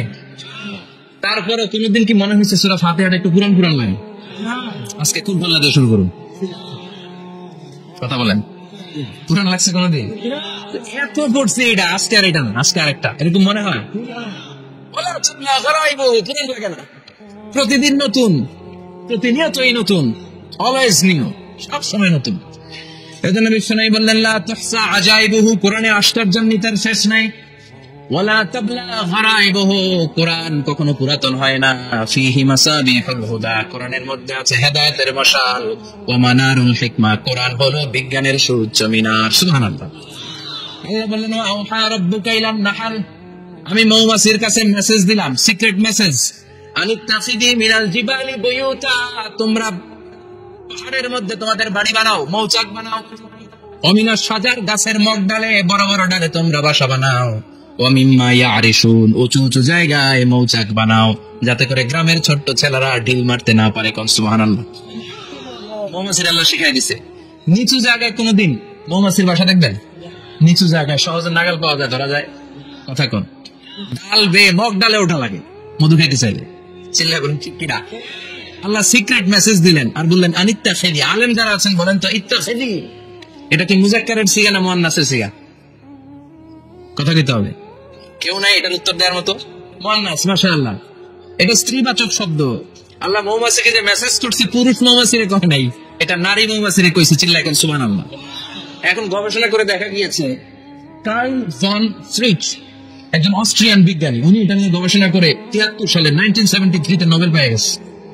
এই আয়াতের উপর গবেষণা করে আল্লাহ কেমন করে সিক্রেট মেসেজ দিয়েছেন, কেমন করে মৌমাছি মৌচাকের বাসা বাঁধে, কেমন করে মধু আহরিত হয়, এটার উপর গবেষণা করে উনি একটা বই লিখেছেন, দ্য ডান্সিং বিজ। নেচে যাওয়া মৌমাছিগুলো, নাচতে নাচতে যেতে থাকা মৌমাছিগুলোর উপর একটা বই লিখে, দ্য ডান্সিং বিজ লিখে উনি নোবেল প্রাইজ পেয়েছেন এই মধুর উপরে। চিল্লায় পড়েন আল্লাহু আকবার। এখন কোরআনের আয়াত থেকে বোঝা গেল, আনিত্তাখিদি মিনাল জিবালি বুয়ুতা, আল্লাহ নারী মৌমাছিকে বলেছেন মৌচাক বানাও, তোমাদের মধু রাখার জন্য বাসা বানাও। কার্ল ভন ফ্রিচ গবেষণা করে পেয়েছে, মৌচাকের বাসা বানানো হয়, মধু আহরণ করা হয়। যে মৌমাছিটা নেতৃত্ব দেয়, এটা পুরুষ মৌমাছি নয়, এটা হলো মহিলা মৌমাছি। কোন সুবহানাল্লাহ। পুরো মৌচাকের মধ্যে মধু আহরণ, মধু নেওয়া, পুরো প্রসিডিউরটা সারার জন্য কোন পুরুষ মৌমাছি লিডিং দেয় না, লিডিং দেয় একটা নারী মৌমাছি, স্ত্রী মৌমাছি। এজন্য ইত্তাখিদ, ম্যাসকুলিন জেন্ডার ইউজ না করে আল্লাহ বলেছেন ইত্তাখিদ। নারী মৌমাছিকে আল্লাহ অ্যাড্রেস করে বলেছেন, যাও মৌচাক বানাও আর এটার মধ্যে মধু আহরণ করে চিল্লায় পড়েন আল্লাহু আকবার। আল্লাহ বললেন ইত্তাখিযী মিনাল জিবালি বুয়ুতা, পাহাড়ের মধ্যে ঘর বানাও, মিনাশ শাজার গাছের বড় ডালের মধ্যে ঘর বানাও, ওয়া মিম্মা ইয়ারিশুন উঁচু উঁচু জায়গায় ঘর বানাও। উনি গবেষণা করে পেয়েছেন এই মধুর মধ্যে অসাধারণ কিছু ন্যাচারাল অ্যান্টিসেপটিক আছে। কি আছে? Natural antiseptic. এটার নাম হচ্ছে প্রপিলিস। প্রপিলিস নামে একটা লিকুইড পাওয়া যায় মৌচাকের মধ্যে। এটা কাটা জায়গায় লাগা দিলে স্যাভলন ডেটল কিছু লাগানো লাগবে না। ওই প্রপিলিসের কারণে আপনার কাটা জায়গায় এমনি শুকিয়ে যাবে। সুবহানাল্লাহ পড়েন। দ্বিতীয় বিশ্বযুদ্ধে রাশিয়ান যত সৈনিকরা যুদ্ধে আহত হতো, ওরা আলাদা করে অ্যান্টিসেপটিক খাইতো না, ওরা মধু আইনা লাগাই দিত আর সুস্থ হয়ে যেত। সুবহানাল্লাহ পড়ে। নিউজিল্যান্ডের কিছু বিজ্ঞানীরা আবিষ্কার করেছে মৌমাছির হুলের ভিতরে রেমেটিক ফিভারের অ্যান্টিবায়োটিক আছে। অনেকের বাত জ্বর হয়, বাতের ব্যথা থাকে না, থাকে, মুরব্বীদের বেশি হয়। ওই জায়গার মধ্যে যদি আপনি মৌমাছি এনে ঢুকাই দিতে পারেন, মৌমাছির হুল লাগাই দিতে পারেন, ভালো হয়ে যাবে। মৌমাছির যখন হুল ফুটে আরাম লাগে না অনেক? খাইছেন? কেমন খাইছেন? হ্যাঁ, মজা লাগে। তো নিউজিল্যান্ডের এই গবেষকরা আবিষ্কার করেছে যে মৌমাছি যদি হুল ফুটিয়ে দেয়, ওইখানে বাতের ব্যথা থাকলে, বেদনা থাকলে এটা ভালো হয়ে যাবে। আমি নিজে দেখেছি বিবিসি একটা ডকুমেন্টারি। ইজিপশিয়ান একজন ফিজিশিয়ান, চিকিৎসক, উনি ওনার বাতের ব্যথায় আক্রান্ত যত রোগীরা আছে ওদের গায়ের মধ্যে মৌমাছি এনে এনে নিজে নিজে হুল ফুটায়। তো রোগী চিৎকার মারে, ও মাগো, ও আল্লাহ গো, কিন্তু একদিন পরে ব্যথা নাই, আর কয় ভালো হয়ে গেছে। সুবহানাল্লাহ কইবেন না? এজন্য এই কার্ল ভন ফ্রিজ 1973-তে দ্য ডান্সিং বিজ লেখে গোটা বিশ্বকে তাক লাগিয়ে দিয়েছে। তার গবেষণার প্রতিটি পয়েন্ট কোরআনের আয়াতের সাথে মিলে যায়। চিৎকার করে পড়েন আল্লাহু আকবার। এই যে আমরা মধু খাই, এই মৌচাকের ভেতরে অন এন অ্যাভারেজ অ্যারাউন্ড 60,000 মৌমাছি থাকে। তিন ভাগে, একটা হচ্ছে কুইন বি, একটা মেল বি, আর একটা হচ্ছে ওয়ার্কার বি। একটা থাকে রানী মৌমাছি, এর নেতৃত্বে সবাই চলে। আর একটা থাকে মেল বি, পুরুষ মৌমাছি, বংশ বাড়ানোর জন্য এদের কাজে লাগে। আর সব হচ্ছে ওয়ার্কার বি, সবাই কাজ করে। আল্লাহ বললেন সুম্মা কুলি মিন কুল্লি সামারাত ফাসলুকি সুবুলা রাব্বিকি যুলুলা। আল্লাহ সিক্রেট মেসেজ দিয়ে বললেন গাছের উপরে বাসাবাদ, পাহাড়ের উপরে মৌচাকের বাসাবাদ, উঁচু উঁচু জায়গায় তোমরা তোমাদের বাসা বাঁধো। সুম্মা কুলি মিন কুল্লি সামারাত, এরপর এলাকার যত মিষ্টি মিষ্টি ফুল আছে, ফল আছে, ওখান থেকে রস নিয়ে আসো। সুবহানাল্লাহ। পুষ্পরস সংগ্রহ করে মধুগুলো, এটার বলে sweet nectar. They collect the sweet nectar from the flowers. এবং মধুর মধ্যে এত চমৎকার জিনিস থাকার কারণ হচ্ছে মৌমাছিগুলো ওই এলাকার সব ধরনের ফুল, ভালো ভালো সুগন্ধযুক্ত ফুল ফল থেকে রস নিয়ে আসে। তো এই গাছগুলোর মধ্যে বনাজি গাছ আছে না নাই, ঔষধি গাছ আছে না নাই, এজন্য মধুরে বলা হয় সব রঙের ঔষধ। যত বনাজি ঔষধি গাছের নির্যাস আর পুষ্পরস আছে সব আল্লাহ মধুর ভিতরে ঢুকায়া মধুকে আল্লাহ ন্যাচারাল ভ্যাকসিন বানিয়ে দিয়েছেন। চিল্লায় পড়ে আল্লাহ। আল্লাহ বললেন সুম্মা কুলি মিন কুল্লি সামারাত, সব ফল আর ফুল থেকে নেকটার পুষ্পরস নিয়ে আসো। ফাসলুকি সুবুলা রাব্বিকি যুলুলা, যেমন যেমন গিয়েছিলা পথ চেনা আবার ফিরে আসো। ইয়াখরুজু মিন বুতুনিহা শারাব, এরপর তাদের পেট থেকে বের হয় শারাব। মুখতালিফুন আলওয়ানু, এক একটা মধুর কালার হয়ে যায় এক এক রকম। সুবহানাল্লাহ। সরষে ফুলের মধু একটু সাদা সাদা হয় না? আমি হচ্ছে মধু খাওয়ার পোক। আমি দেশে বিদেশে যেখানে গিয়েছি ফ্রেশ হানি আমি অনেক খুঁজেছি। ইয়ামানি একটা মধু পাওয়া যায়, ইয়ামানের সাওয়াহিলি এলাকায়, পাহাড়ি এলাকায়, একেবারে কুচকুচে কালো। আবার অনেক মধু আছে কিছুটা খয়েরি এবং হলুদ বর্ণের, কিন্তু সরষে ফুলের যে মধুটা এটা অনেকটা সাদা। এই পুষ্পরস নিয়ে মৌমাছিগুলো মৌচাকের মধ্যে ঢেলে দেয় না, এগুলো খেয়ে ফেলে। প্রত্যেকটা মৌমাছির পেটের ভেতরে আল্লাহ 2টা করে স্টোমাক দিয়েছে, পাকস্থলী। সুবহানাল্লাহ। এটাই Karl von Frisch the dancing bees বইয়ের মধ্যে লিখেছে গবেষণায়, যে 2টা পাকস্থলী। একটা পাকস্থলী দিয়ে মৌমাছি খায়, নিজে খেয়ে বাঁচে, আর একটা পাকস্থলী দিয়ে এই ফ্লাওয়ার নেক্টার পুষ্প রস সংগ্রহ করে ওই পাকস্থলীতে রাখে। ওই পাকস্থলীর ভেতরে আল্লাহ একটা ন্যাচারাল এনজাইম দিয়েছেন। ওই এনজাইমের সাথে ওই পুষ্প রসটা মিক্সড হয়, তারপরে আরেকটা টিউব আছে, ওই টিউব দিয়ে মৌমাছি যে সেই বাসার মধ্যে মৌমাছি যে সেখানে সাপ্লাই করে দিয়ে আসে, মধু ঢুকিয়ে দিয়ে আসে। চিল্লায় পড়েন সুবহানাল্লাহ। তার মানে বিষয়টা এমন না ফুলের রস নিয়ে মৌচাকের দিয়ে আসলো, ফুলের রস এনে তার স্পেশাল একটা স্টোমাকের মধ্যে ঢুকায়, সেখানে এনজাইম দিয়ে পাচক রস দিয়ে আল্লাহ এটাকে সমৃদ্ধ করে দেয়। তারপর আলাদা একটা নল দিয়ে টিউব দিয়ে মৌচাকের ভেতরে ঢুকিয়ে দেয়। কোন সুবহানাল্লাহ। কি অসাধারণ পদ্ধতিতে আল্লাহ মধু বানালেন। আর কি সুন্দর মধু হাতের মধ্যে লয়া জিহ্বা দিয়ে সাটে আর গান গায়, মধু হই হই বিষাবাইলা। আছে না নাই? আল্লাহ শুক্রিয়া নাই, মধু খায় আর গান গায়, মধু হই হই বিষা বাইলা অনহারণে ভালোবাসার দাম নদিলা। আছে না নাই? এই মধু খেয়ে শুক্রিয়া করতে হবে কার? বসো, চিৎকার করে বলেন শুক্রিয়া করতে হবে কার? আল্লাহ বললেন ইয়াখরুজু মিন বুতুনিহা, এটা মধু সরাসরি চলে আসে না, ওর পেট থেকে বের হয়। মুখতালিফুন আলওয়ানুহু, বিভিন্ন রঙের মধু। আছে না নাই? ব্ল্যাক কালারের মধু হয়, হোয়াইট হানি হয়, অর্গানিক হানি হয়, ক্রিম হানি হয়, কত ধরনের মধু যে আল্লাহ পৃথিবীতে রেখেছে তার ইয়ত্তা নাই। এরপর আল্লাহ বললেন ফিহি শিফাউন লিন্নাস, মধুর ভিতরে শিফা দিয়েছে কে? এজন্য বিশ্বনবীর খাদ্য তালিকার মধ্যে মধু আছে না নাই? বিশ্বনবী সুগন্ধযুক্ত মধু খেতেন, দুর্গন্ধযুক্ত কোনো মধু মুখে নিতেন না। সুবহানাল্লাহ। বিশ্বনবীর জামানায় মাগাফির নামে একটা মধু ছিল, দুর্গন্ধযুক্ত, এটা কখনো বিশ্বনবী মুখে নিতে চাইতেন না। সুগন্ধযুক্ত মধু সবসময় বিশ্বনবী খেতেন। বিশ্বনবীর স্ত্রীরা এই সুগন্ধিযুক্ত মধু বোতলের মধ্যে প্রিজার্ভ করে রাখতেন বিশ্বনবীকে দেওয়ার জন্য। বিশ্বনবী প্রাণ ভরে এগুলো পান করতেন। সুবহানাল্লাহ। বিশ্বনবী যে সমস্ত খাদ্যগুলো পছন্দ করতেন হাদিসে এসেছে, বিশ্বনবী রুটি খেতেন, খেজুর খেতেন, খেজুর চিনেন? বালাহ, তামার, দুধ খেতেন, এই মধু খেতেন, জব খেতেন, বার্লি খেতেন, লাউ খেতেন, রুম্মান, ডালিম ফল, আনার ফল, আনার চেনেন? আনার, এই আনার খেতে পছন্দ করতেন বিশ্বনবী। মাশরুম খেতেন, মাশরুম চিনেন? ব্যাঙের ছাতার মতো। রেস্টুরেন্টে ইদানিং মাশরুমের স্যুপ পাওয়া যায়, এটা খাবেন। যাদের চোখের জ্যোতিতে সমস্যা, দৃষ্টিতে সমস্যা, খাবেন। হাদিসে এসেছে আল কামাতু মিনাল মান ওয়া মাউহা শিফাউন লিল আইন। মাশরুম হলো মান্না সালোয়ার মতো খাবার। মাশরুমের স্যুপ যারা খাবে, চোখের জ্যোতি যাদের কম, তাদের চোখের জ্যোতি বাড়িয়ে দিবে কে? বুখারীর বর্ণনা, কানা রাসূলুল্লাহ ইউহিব্বুল হালাওয়া ওয়াল আসাল, বিশ্বনবী মিষ্টান্ন খেতে বড্ড পছন্দ করতেন, আবার বিশ্বনবী বেশি বেশি মধু খেতে পছন্দ করতেন। সুবহানাল্লাহ। কোরআনে দুইটা জিনিসের ক্ষেত্রে আল্লাহ শিফা যোগ করেছেন, যে দুইটা জিনিসের সাথে সম্পৃক্ত হলে শিফা। এক হচ্ছে কোরআন পড়লে শিফা, অনুনাজ্জিলু মিনাল কুরআনি মা হুয়া শিফা। আমার কোরআনে এই আয়াতের ক্ষেত্রে বলা হয়েছে শিফা, ফিহি শিফাউন লিন্নাস। এজন্য সাইয়েদনা ইবনে মাসউদ এই উম্মাহকে উদ্দেশ্য করে বলেছেন আলাইকুম বিশিফাইন, তোমাদের উচিত দুইটা জিনিস থেকে শিফা নেয়া। এক হলো কোরআন, দুই হলো আসাল মানে মধু। সুবহানাল্লাহ। কোরআন তেলাওয়াত করলে অসুস্থকে সুস্থ করে দেয় কে? সূরা ফাতিহা তেলাওয়াত করলে অসুস্থকে সুস্থ বানিয়ে দেয় কে? আবার মধু খেলে সুস্থ বানিয়ে দেয় কে? মধু খেয়ে প্রশংসা করবেন কার? নাকি মধু হই হই বিষা পাইলা বলবেন? এগুলো কখনো। খাঁটি মধু খেতে হবে। খাঁটি মধু চেনার উপায় হচ্ছে এটাতে পিঁপড়া জমে না, এটা ফ্রিজে রাখলে জমাট বাঁধে না, এটাতে দুর্গন্ধ হয় না। এক গ্লাস পানির মধ্যে এক ড্রপ মধু ছেড়ে দিলে এটা পানির সাথে না মিশে একেবারে নিচে চলে যায়। খাঁটি মধু খেতে হবে। তাহলে ফিহি শিফাউন লিন্নাস। কত কিছু দিয়ে যে আল্লাহ এটাকে সমৃদ্ধ করেছেন। এটার মধ্যে গ্লুকোজ আছে, এটার মধ্যে সুক্রোজ আছে, ফ্রুক্টোজ আছে, প্রোটিন আছে, মিনারেলস আছে, ক্যালসিয়াম আছে, ভিটামিন আছে। খাইলেই শরীর গরম হয়ে যায়। সুবহানাল্লাহ। এই জন্য শীতকালে বেশি বেশি খাবেন, জাম্পাল লাগবে না। শীতকালে মধু খেয়ে রাত্রেবেলায় বের হবেন, আর মাফলার পেঁচিয়ে বের হওয়া লাগবে না। সুবহানাল্লাহ পড়েন। তার মানে আল্লাহ বললেন ইয়াসিন ওয়াল কুরআনিল হাকিম, বিজ্ঞানময় কোরআনের কসম। কোরআনের ভিতরে বিজ্ঞান আছে না নেই? বিজ্ঞানের কথা এই তো শুরু করলাম, আজকে সারা রাত বিজ্ঞানের কথা বলবো। থাকবেন কতক্ষণ?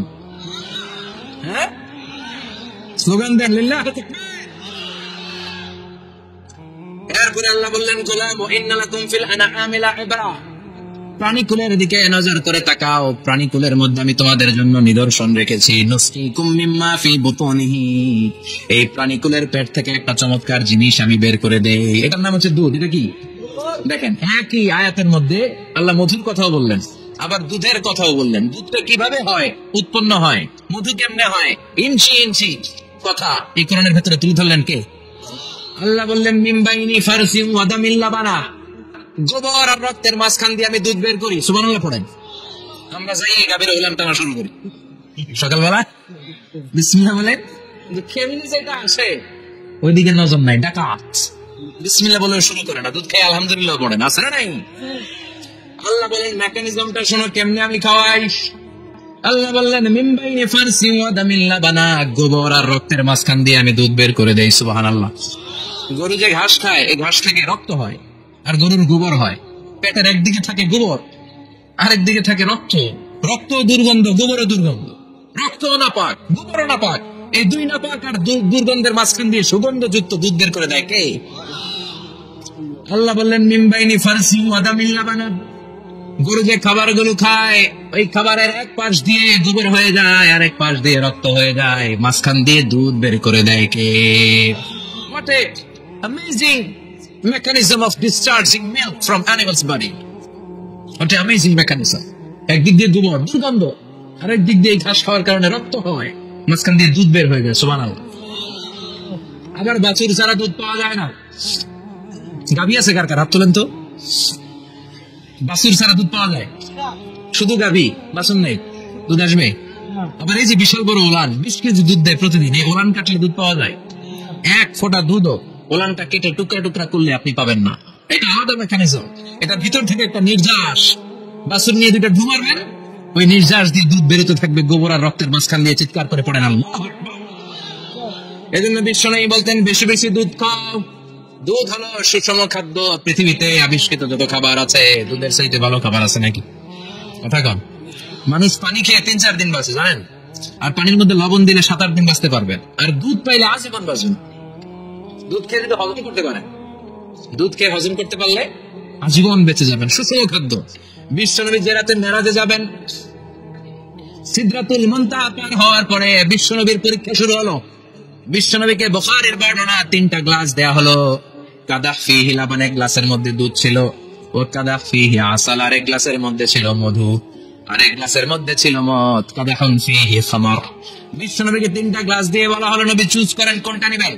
এক গ্লাসে মধু, আর এক গ্লাসে দুধ, আর এক গ্লাসের মধ্যে বিশ্বনবীকে দেয়া হলো মদ। বিশ্বনবী বললেন যে এই গ্লাসের ভেতরে দুধ আছে, আমি এই পেয়ালাটা নিলাম। সাইয়েদনা জিবরাইল বললেন ইয়া রাসূলুল্লাহ আখাস্তাল ফিতরা, আপনি যেমন নিছেন তেমন। সুবহানাল্লাহ কইবেন না? বিশ্বনবী দুধ খেতে পছন্দ করতেন। আর বিশ্বনবী বলতেন আলাইকুম বিআলবানিল বাকার, বেশি বেশি গরুর দুধ খাবা। ফাইন্নাহা তুরাম্মু মিনাল আশজার, কারণ এটা সবুজ লতা পাতা ঘাস পাতার নির্যাস। গরু কি খায়? ঘাস খায় না? এই ঘাসের নির্যাস হচ্ছে দুধ। বিশ্বনবী বলতেন বেশি বেশি দুধ খাবা। শিফার মধ্যে শিফা আছে। ফিলাবানিহা শিফা ওয়া লুহামিহা দা, গরুর দুধে আছে শিফা, গরুর গোশতের মধ্যে আছে রোগ। সুবহানাল্লাহ। কত বড় ফিলোসফার বিশ্বনবী। বিশ্বনবী বলে গিয়েছেন গরুর দুধ বেশি খাও, কিন্তু গোশত বেশি খাও না। আর আমরা গরুর গোশত পাইলে কোপায় হব। সাদা ভাত আর ঝাল গরুর মাংস যদি হয়, ওই যে অনেকের জিহ্বায় পানি চলে আসে। সুবহানাল্লাহ বলবেন না? বিশ্বনবী বলতেন দুধ খাও, গোশত খাও কম। গরুর গোশত কম খাবা, গরুর দুধ বেশি খাবা, সুস্থ রাখবে কে? আবার বিশ্বনবী মায়েদেরকে বলেছেন ও মায়েরা, সন্তান হওয়ার পরে 2 বছর দুধ খাও। আল্লাহু আকবার। والوالدات يرضعن أولادهن حولين كاملين لمن أراد أن يتم الرضاعة। সন্তান যারা পেয়েছো মায়েরা, বোনেরা 2 বছর দুধ খাও, সন্তানকে সুস্থ রাখবে কে? বাচ্চা ডেলিভারির পরপরই আল্লাহ তাআলা মায়ের বুকে একটা দুধ দেয়, এটাকে বলে শাল দুধ। এটা হচ্ছে বাচ্চার জীবনের প্রথম প্রাকৃতিক টিকা। সুবহানাল্লাহ কয় না? এটা বেবির জীবনে ন্যাচারাল প্রাকৃতিক টিকা, প্রতিষেধক আল্লাহ দিয়ে দিয়েছে। আপনার বাচ্চাকে টিকা দিন, স্লোগান আছে না? 5টা-7টা টিকা দেওয়া লাগে। প্রথম টিকাটা আল্লাহ নিজেই ফ্রি দিয়ে দিছে। এটা শাল দুধের ভেতরে পাওয়া যায়। এজন্য বাচ্চাকে শাল দুধ খাওয়াতে হবে। তার ব্রেনের গ্রোথ হবে, সে শক্তিশালী হবে, সে দেশপ্রেমিক হবে, সে আল্লাহওয়ালা হবে। চিনি এখন ঠিক কিনা? যে মায়েরা বাচ্চারে দুধ খাওয়ায় ওই বাচ্চারা মায়ের ভালোবাসে বেশি। আর যেই মা গুলো বাচ্চারে দুধ না খাওয়ায় আর ডানু খাওয়ায়, আর কি কি আছে? হরলিক্স আর সিরালেক, কমপ্লেন। যারা এগুলো খাওয়াবে, ডানু খাওয়াবে, যারা ল্যাকটোজেন খাওয়ায়, যারা বুকের দুধ খাওয়াতে চায় না কোনো কারণ ছাড়া, 2 বছর বাচ্চারা দুধ দিতে চায় না, এই বাচ্চাগুলো বড় হলে ওই মায়ের বৃদ্ধাশ্রমে দিয়ে আসবে। কথা কন, কথা কন। এজন্য মায়েরা, বোনেরা, সন্তান হলেই তাকে বুকের দুধ দিয়ে আল্লাহর পক্ষ থেকে যে টিকাটা, এই টিকাটা পেটের ভিতরে ঢুকাই দিতে হবে। চিল্লা এখন ঠিক কিনা? এটা হচ্ছে ন্যাচারাল টিকা। এজন্য আল্লাহ বললেন ইয়াসিন ওয়াল কোরআনিল হাকিম। ইয়াসিন, বিজ্ঞানময় কোরআনের শপথ। কোরআনের মধ্যে বিজ্ঞান আছে না নাই? অভাব নাই। কয়টা শুনবেন? আল্লাহ কসমোলজির কথা বলেছে, অ্যাস্ট্রোলজি কথা। কসমোলজি হচ্ছে সৃষ্টি তত্ত্ব। কসমোলজি কি? সবাই বলেন কসমোলজি কি? আল্লাহ বললেন আওয়ালাম ইয়ারাল্লাযীনা কাফারু আন্না সামাওয়াতি ওয়াল আরদা কানাতা রাতকান ফাফাতাকনাহুমা। কাফেররা কি দেখে না মহাবিশ্বের সবকিছু একসাথে মিলে ঝিলে ছিল, বিশাল এক বিস্ফোরণের মাধ্যমে আমি মহাবিশ্ব তৈরি করেছি। সুবহানাল্লাহ। আদিতে শুরুতে কিন্তু সব আকাশ, বাতাস, জমিন, চন্দ্র, সূর্য, নক্ষত্র, গ্রহ, নিহারিকা পুঞ্জ, গ্যালাক্সি, ব্ল্যাক হোল সবকিছু মিলেমিশে একসাথে ছিল। এটার ঘনত্ব ছিল খুব বেশি। মহাবিশ্বের সবকিছু ছিল একটা বিন্দু। এটাকে বিজ্ঞানীরা নাম দিয়েছে দ্য সিঙ্গুলারিটি, মহা একত্ব। এরপর একটা প্রচন্ড বিস্ফোরণের মধ্য দিয়ে মহাবিশ্বের সৃষ্টি হয়েছে। এটার ওরা নাম দিয়েছে বিগ ব্যাং থিওরি। কি নাম? স্টিফেন হকিং মারা গেছে না গত বছর নাকি? হ্যাঁ, বছর খানিক আগে মারা গেছে। সবচেয়ে বড় পদার্থবিজ্ঞানী ছিল। সে একটা বই লিখেছে, from the brief history of time, a brief history of time from big bang two black hole. সেখানে সে প্রমাণ করেছে কোরআনের আয়াত, কানাতা রাতকান, মহাবিশ্বের সবকিছু একটা বিন্দু ছিল। চাঁদ, সূর্য, গ্রহ, তারা সবকিছু ছিল। কথা বলেন, সবাই বলেন, একটা মাত্র বিন্দু ছিল। আল্লাহ বলেন, don't the disbeliever observe that the heavens and earth were joined together, then I separated with a gigantic sound, explosion. সব একসাথে ছিল, চাঁদ, তারা, আকাশ, নদী, নালা সব একসাথে। তারপর একটা বিকট বিস্ফোরণের মধ্য দিয়ে পৃথিবী হয়েছে, চাঁদ হয়েছে, চন্দ্র হয়েছে, সূর্য হয়েছে, মহাবিশ্বের সবকিছু এই মহাবিস্ফোরণের মধ্য দিয়ে হয়েছে। চিৎকার করে পড়েন আল্লাহু আকবার। এই যে ছোট্ট পৃথিবীতে আমরা বসে আছি, পৃথিবীর চেয়ে সূর্য 13 লক্ষ গুণ বড়। চিল্লায় পড়েন আল্লাহু আকবার। এটা কি বাড়ির কাছের কথা? 13 লক্ষ গুণ বড়, কল্পনা করা যায়? তার মানে কি সূর্যই সবচেয়ে বড়? না, সূর্যের চেয়ে অনেক বড় বড় তারা আছে। ব্যাটেলজিউস নামে একটা তারা আছে মহাকাশে, যেটা যে সূর্য পৃথিবীর চেয়ে 13 লক্ষ গুণ বড়। এই ব্যাটেলজিউস তারা সূর্যের চেয়ে 33 কোটি গুণ বড়। এই ব্যাটেলজিউস তারাটাই কি সবচেয়ে বড়? না, এর চেয়েও কত বড় তারা যা আছে কোনো হিসাব নাই। এরকম বিশাল বিশাল তারা ঘুরতে ঘুরতে মাওয়াকিউন নুজুম, ব্ল্যাক হোল নামে একটা রেঞ্জ আছে।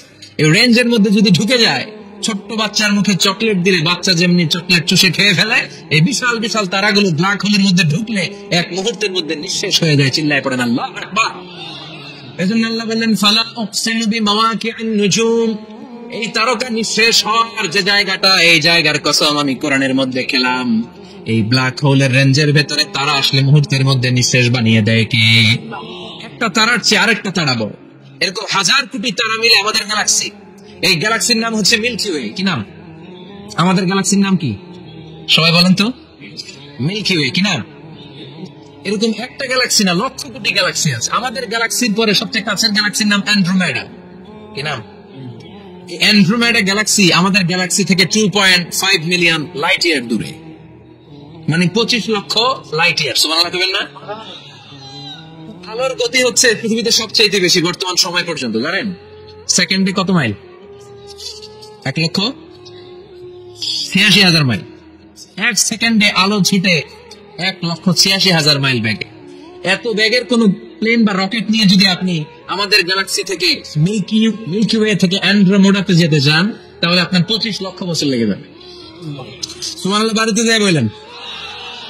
এরপর আল্লাহ বললেন, ওয়াস-সামাআ বানাইনাহা বিআইদিন ওয়া ইন্না লামুসিউন, আকাশ আমি বানালাম, গ্যালাক্সি আমি বানালাম। বানানোর পর থেকে সবগুলো আমি প্রশস্ত করতে শুরু করে দিলাম। সব ছিল ক্ষুদ্র, একটা বিন্দুর মধ্যে আমি বিস্ফোরণ করলাম, একটা আওয়াজ দিই। আওয়াজটা ছিল কুন।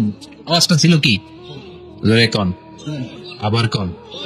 কুন ফায়া, ইন্নামা আমরুহু ইযা আরাদা শাইআন আন ইয়াকুলা লাহু কুন ফায়াকুন। আল্লাহ যখন কিছু করতে চান শুধু বলেন কুন, শুধু বলেন বি। কোন মানে বি, ইট ওয়াজ, এটা হয়ে যায়। বলতে দেরি। এই মহাবিস্ফোরণের নেপথ্যে যে শব্দটা ছিল সেটা ছিল কুন। সেটা ছিল কি? আল্লাহ কুন বলতে দেরি, মুহূর্তের মধ্যে বিগ ব্যাং, বিশাল এক্সপ্লোশন। তারপর থেকে মহাবিশ্ব ছড়াচ্ছে। আল্লাহ বলছেন এই কোরআনের ভিতরে বলে দিয়েছেন, ওয়া ইন্না লামুসিউন, আমি কোরআন, আমি এই মহাবিশ্বকে, এই গোটা ইউনিভার্সকে আমি প্রতিনিয়ত সম্প্রসারিত করছি। প্রতিনিয়ত এটা বড় হচ্ছে, সম্প্রসারিত হচ্ছে। চিল্লায় বলেন আল্লাহু আকবার।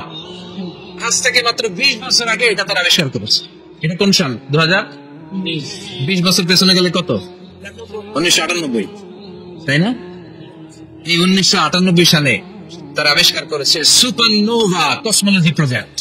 এই সুপারনোভা কসমোলজি প্রজেক্টে তারা এই সিদ্ধান্তে এসেছে যে মহাবিশ্ব কোন নামক এক বিস্ফোরণের পর থেকে যে সম্প্রসারিত হচ্ছে, আজ পর্যন্ত এটা শুধু বাড়ছে আর বাড়ছে, এক্সেলারেটিং হচ্ছে, এক্সপান্ডিং হচ্ছে, এটা কমছে না, কিয়ামত পর্যন্ত এটা বাড়তেই থাকবে। চিৎকার করে করেন আল্লাহু আকবার। এজন্য আল্লাহ বললেন ইয়াসিন ওয়াল কুরআনিল হাকীম, বিজ্ঞানময় প্রজ্ঞাময় কোরআনের শপথ। এই কোরআনের ভেতরে আমি কসমোলজির কথা বলেছি, অ্যাস্ট্রোলজির কথা বলেছি, জিওলজির কথা বলেছি, ফিজিক্সের কথাও বলেছি। সুবহানাল্লাহ। ফিজিক্স মানে কি? পদার্থ। পদার্থের সবচেয়ে বড় উপাদান হচ্ছে লোহা। লোহার কথা কিন্তু কোরআনে নাই। আছে? কই আছে? সূরাতুল হাদীদ, লোহার নামে একটা সূরা দিয়েছে আল্লাহ কোরআনে। সুবহানাল্লাহ পড়বেন না? সূরার নাম সূরাতুল হাদীদ। সূরার নাম কি? চিল্লায়ে বলেন সূরার নাম সূরাতুল হাদীদ। হাদীদ মানে লোহা। আল্লাহ বললেন ওয়া আনজালনাল হাদীদা ফীহি বা'সুন শাদীদ,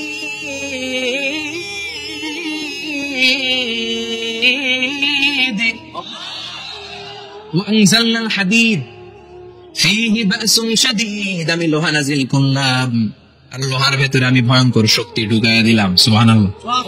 ফীহি মানাফিউ লিন-নাস, লোহার ভেতরে মানুষের জন্য অনেক কল্যাণ আছে। সুবহানাল্লাহ। লোহা ছাড়া পৃথিবীতে কিছু হয়? আংটি বানাতে লোহার দরকার আছে না নাই?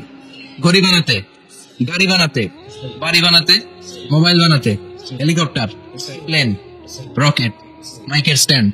সুবহানাল্লাহ। এমন কোন জিনিস নাই যেটার মধ্যে লোহা লাগে না। এজন্য আল্লাহ বললেন এই লোহার নামে আমি একটা সূরা ডেডিকেট করলাম, ওয়া আনজালনাল হাদীদ ফীহি বা'সুন শাদীদ, আমি লোহাকে নাযিল করেছি। আল্লাহ বলেছেন, খেয়াল করে শব্দটা শুনেন, ওয়া আনজালনাল হাদীদ, আমি লোহাকে উপর থেকে নাযিল করেছি। কি করেছি? কথা বলেন। তার মানে লোহা পৃথিবীতে ছিল না, নাযিল করছে কে? লোহা পৃথিবীতে ছিল? পৃথিবীতে ছিল। পৃথিবীতে থাকলে নাযিল করবেন কেন? এই যে কোরআনটা পৃথিবীতে আগে ছিল, নাযিল করছে কে? কোন ফেরেশতাকে দিয়ে? সাইয়েদনা জিবরাইল। কোন নবীর উপর? নবী মুহাম্মদ রাসূলুল্লাহ। আল্লাহু আকবার। তার মানে ওই পৃথিবীতে ছিল না, আল্লাহ উপর থেকে নাযিল করেছেন। নুজুল মানে উপর থেকে নিচের দিকে আসা। এই নুজুল শব্দ ব্যবহার করে আল্লাহ বললেন ওয়া আনজালনাল হাদীদ, লোহাকে আমি নাযিল করেছি। তার মানে লোহা পৃথিবীর উপাদান নয়, লোহা এসেছে উপর থেকে। কোন সুবহানাল্লাহ। বিজ্ঞানীরা, পদার্থবিদরা গবেষণা করে এটাই পেয়েছেন, লোহা আসলে পৃথিবীর না। লোহা পৃথিবীতে উৎপাদন করা হয় নাই। লোহার যে মলিকিউল, অণু আছে, লোহার একটা অণু তৈরি করার মতো ক্ষমতা পৃথিবীর নাই। ইভেন এই সৌরজগতের কোনো কিছু নাই। সূর্যের তাপেও লোহা তৈরি হতে পারে। লোহার ছোট্ট একটা অণু তৈরি করতে কমপক্ষে 1 কোটি ডিগ্রি সেলসিয়াস তাপের প্রয়োজন হয়। তার মানে এটা পৃথিবীর কোন উপাদান নয়, এটা আনজালনাল হাদীদ। আল্লাহ বলেন মহাবিস্ফোরণের কারণে গলিত অন্য কোন তারার ভেতর থেকে লোহার উপাদান আমি পৃথিবীর ভিতরে এনে ঢুকিয়ে দিয়েছি। তার মানে পদার্থের কথা কোরআনে আছে না নাই? সুবহানাল্লাহ কবেন না? এরপরে বায়োলজির কথা আছে না নাই? বায়োলজিক্যাল অ্যাসপেক্ট অফ মাউন্টেন্স, কেমন করে পাহাড়ি রেঞ্জ তৈরি হলো, আছে না নাই? ওয়াজআলনাল জিবালা আওতাদা, পাহাড়কে আমি পেরেক মেরে দিয়েছি। ওমিয়া কাঠের ভেতরে যখন পেরেক মারেন, পেরেকের বেশিরভাগ অংশ কাঠের ভেতরে ঢুকে যায়, উপরে দেখা যায় সামান্য, ঠিক কিনা? তো লোহা যদি আল্লাহ পেরেক মারেন, উপরে যা দেখা যায় এটা সামান্য, আসল পাহাড় তো মাটির নিচে। সুবহানাল্লাহ কবেন না? আসল পাহাড় কোথায়? পেরেক যদি কাঠের মধ্যে ঢুকিয়ে দেয়, পুরো পেরেকটা কাঠে ঢুকে যায় না? উপরে দেখা যায় কত? সামান্য। পাহাড়ের যা আপনি দেখেন এটা তো পেরেকের মাথা, পুরো পাহাড়টা আল্লাহ জমিনের ভিতরে গেড়ে দিয়েছেন। চিল্লায়ে পড়েন আল্লাহু আকবার। আবার আল্লাহ বললেন অমিনাল জিবালি জুদাদুম বিদু ওয়া হুমরুম মুখতালিফুন আলওয়ানু, আছে না নাই? ওয়াগারাবি বুসুদ, আল্লাহ বলেন নানা রঙের পাহাড় পর্বত মহাবিশ্বে আমি তৈরি করেছি। কোন পাহাড় হচ্ছে রক্তিম বর্ণের, কোন পাহাড়কে বানিয়েছি আমি কৃষ্ণ বর্ণের, কোন পাহাড়কে বানিয়েছি আমি শুভ্র বর্ণের, কোন পাহাড়ের রং কালো, কোনটা সাদা, কোনটা নীল, আছে না নাই? মহাবিশ্ব যখন তৈরি হয়েছে, পৃথিবীর মধ্যে 7টা টেকটনিক প্লেট তৈরি হয়েছে। 7 tectonic plates create the mountain range on earth. পৃথিবীতে এই পাহাড় তৈরির কারণ হচ্ছে 7টা প্লেট, এগুলোরে 7 টেকটনিক প্লেট বলে। এই প্লেটগুলোর কারণে পৃথিবীতে এই রং বেরঙের পাহাড় তৈরি হয়েছে। কত রঙের যে পাহাড় আছে, আরব বিশ্বে পাথরের পাহাড়, বাংলাদেশে মাটির পাহাড়, ব্রুনাই, সিঙ্গাপুর, ইন্দোনেশিয়াতে যদি যান আরেক ধরনের পাহাড়। চায়নার একটা শহর আছে গানজু সিটি, কিনা? এই গানজু সিটিতে একটা পাহাড় আছে রেইনবো মাউন্টেন, ওখানে 7 রঙের পাহাড় পাওয়া যায় এক জায়গায়। সুবহানাল্লাহ কবেন না? রেইনবো মানে কি? রংধনু। রংধনুর কয় রং? কথা কন। ছোটবেলা আমরা মুখস্থ রাখতাম বেনিয়া সহ কলা, বেতে বেগুনি, নিতে নীল, হাতে আসমানি, সতে সাদা, হতে হলুদ, কতে কালো, লাতে লাল। সুবহানাল্লাহ নাই? মনে রাখার কি অসাধারণ পদ্ধতি। এই রেইনবো মাউন্টেন, রংধনুর 7 রঙের পাহাড় এক জায়গায় পাওয়া যায়। এখানে সাদা পাহাড়, এখানে সবুজ পাহাড়, এখানে নীল পাহাড়, ওখানে লাল পাহাড়, এখানে কালো পাহাড়। এই চায়নার গানজু সিটিতে আল্লাহ তাআলা 7 রঙের পাহাড় এক জায়গায় রেখেছেন। চিৎকার করে বলেন আল্লাহু আকবার। তার মানে বায়োলজির কথাও কোরআনের ভেতরে আছে না নাই? এরপর আল্লাহ বললেন কেমন করে আকাশ থেকে আমি পানি নাজিল করে, এটাও কোরআনে আছে না নাই? আমরা ছোটবেলা পড়েছি ওয়াটার সাইকেল, হাইড্রোলজিক্যাল সাইকেল। কেমন করে সূর্যের তীব্রতা সাগর থেকে পানিকে জলীয় বাষ্প করে উপসে নেয়, উপরে নিয়ে সেটাকে পুঞ্জীভূত করে দেয়, ঘনীভূত করে দেয়, মেঘ হয়ে যায়, সেখান থেকে ঝিরি ঝিরি ঝিরি ঝিরি বৃষ্টি পড়ে, আছে না নাই? আর ওই বৃষ্টির গান আমরা গাই, বৃষ্টি ভেজা রাতে তুমি চলে যেও না। ওই বৃষ্টি পেয়ে আল্লাহর কাছে দোয়া করে না বিশ্বনবী বলেন, রহমতের বৃষ্টির নিচে দাঁড়িয়ে কেউ যদি হাত তুলে দোয়া করে, ওই দোয়া কবুল করে কে? আবার আকাশের মধ্যে মেঘের ঘনঘটা দেখলে বিশ্বনবী পেরেশান হয়ে যেতেন, হয়রান হয়ে যেতেন, আর আল্লাহর কাছে বলতেন, আল্লাহ এই মেঘ দিয়ে তুমি আমাদেরকে আযাব দিও না, তুমি আমাদেরকে গজব দিও না, তুমি আমাদেরকে শেষ করে দিও না, এই মেঘ থেকে তুমি আমাদেরকে রহমতের বৃষ্টি দাও। পড়ে না আমিন। বৃষ্টি দেখলে বিশ্বনবী বলতেন, আল্লাহুম্মা সাইয়িবান নাফিআন ইয়া গাউসু আগিসনা গাউসান মুগীসান মারিয়ান মারিয়ান নাফিআন গায়রা দা আজিলান গায়রা আজিল। হে আল্লাহ, এই বৃষ্টি থেকে তুমি ঠান্ডা রহমতের পানি দাও। কি দাও? আল্লাহ মেঘে দে পানি দে, ছায়া দে রে তুই, আল্লাহ মেঘে দে। পড়েন পড়েন, আল্লাহ মেঘে দে পানি দে, ছায়া দে রে তুই, আল্লাহ মেঘে দে। এই ওয়াটার সাইকেলের কথা আল্লাহ বলেছেন। আলাম তারা আন্নাল্লাহ ইউজদি সাহাবান, কাফের নাস্তিক যেগুলো সমাজের আবর্জনা খড়কুটা, ওরা কি দেখে না কেমন করে আমি বাতাসকে জলীয় বাষ্প করে আকাশে তুলি, বায়ুমণ্ডলে নিয়ে যাই, সুম্মা ইউআল্লিফু বাইনাহুম, জলীয় বাষ্পগুলোরে তখন আমি ঘনীভূত করি, সুম্মা ইয়াজআলুহু রুকামান, এরপরে আমি মেঘে পরিণত করি, ফাতারাল ওয়াদাকা ইয়াখরুজু মিন খিলালিহি, তারপরে মেঘের ভেতর থেকে ঝিরি ঝিরি ঝিরি ঝিরি বৃষ্টি নাজিল করে কে? আবার আল্লাহ বললেন, পানি থেকে আমি পৃথিবীর সব প্রাণগুলোরে বানালাম। ওয়াজআলনা মিনাল মাই কুল্লা শাইইন হাইয়া ফালা ইয়াকিলুন, পানির ভেতরে থেকে সব প্রাণের উৎপত্তি পৃথিবীর মধ্যে ঘটিয়ে দিয়েছে কে? বিজ্ঞানীরা স্বীকার করেছে পৃথিবীতে যত প্রাণ পাওয়া যায়, যত প্রাণের ব্লুপ্রিন্ট পাওয়া যায়, সব এসেছে পানি থেকে। চিৎকার করে বলেন কোত্থেকে? পানি নাই তো প্রাণ নাই, পানিও আছে প্রাণও আছে। কোন সুবহানাল্লাহ। বিজ্ঞানীদের ধারণা, তারা ধারণা করে বলেছে পৃথিবীর প্রথম প্রাণের নাম হচ্ছে অ্যামিবা। কি নাম? ওরা বলেছে এটা এককোষী জীব, it's a very small unicellular organism found ever in the world. পৃথিবীতে পাওয়া প্রথম এককোষী প্রাণীর নাম হচ্ছে অ্যামিবা। এটা এসেছে শৈবালের মতো, এরপরে জুপ্লাঙ্কটন, ফাইটোপ্লাঙ্কটন, ব্যাকটেরিয়া প্লাঙ্কটন, একটার পর একটা স্পিসিজ প্রজাতি পৃথিবীতে ডেভেলপ করেছে। সুবহানাল্লাহ। এই পানির কথা কোরআনের ভেতরে বলে দিল কে? এজন্য আল্লাহ বললেন, ওয়াল কোরআনিল হাকীম, বিজ্ঞানময় কোরআনের শপথ। এই কোরআনটা বিজ্ঞানের ঠাসা, এই কোরআন আশ্চর্যের শেষ নাই, এই কোরআন কোনদিন পুরাতন হয় না। এই কোরআনের ভেতরে আল্লাহ দিয়েছেন হেদায়েতের মশাল, আর কোরআনটাকে বানিয়েছেন বিজ্ঞানের সুউচ্চ মিনার। জোরে কোন সুবহানাল্লাহ। তার মানে কোরআনে আমরা কি পেলাম? দুধের কথা পেলাম, মধুর কথা পেলাম, কিভাবে ডায়েট করবেন সেটা আমরা পেলাম, আমরা কসমোলজি পেলাম, অ্যাস্ট্রোলজি পেলাম, বায়োলজি পেলাম, ফিজিক্স পেলাম, ওয়াটার সাইকেল পেলাম। এবার পাতালপুরের কথার দরকার আছে না নাই? পৃথিবীর একেবারে গভীরতম গভীরে কি আছে এটা কিন্তু কোরআনে নাই। আছে পৃথিবীর মাঝখানে যে উত্তপ্ত লাভা আর আগুন, এটা আপনারা জানেন? পৃথিবীর উপর দিয়ে আমরা ঠান্ডা পৃথিবীতে ঘুরে বেড়াই, কিন্তু এর ভিতরে কিন্তু আগুন, লাভা। আল্লাহ কোরআনের মধ্যে ফুটন্ত টকবগে সাগরের কসম খেয়েছেন। আল্লাহ বলেছেন, ওয়াল বাহরিল মাসজুর,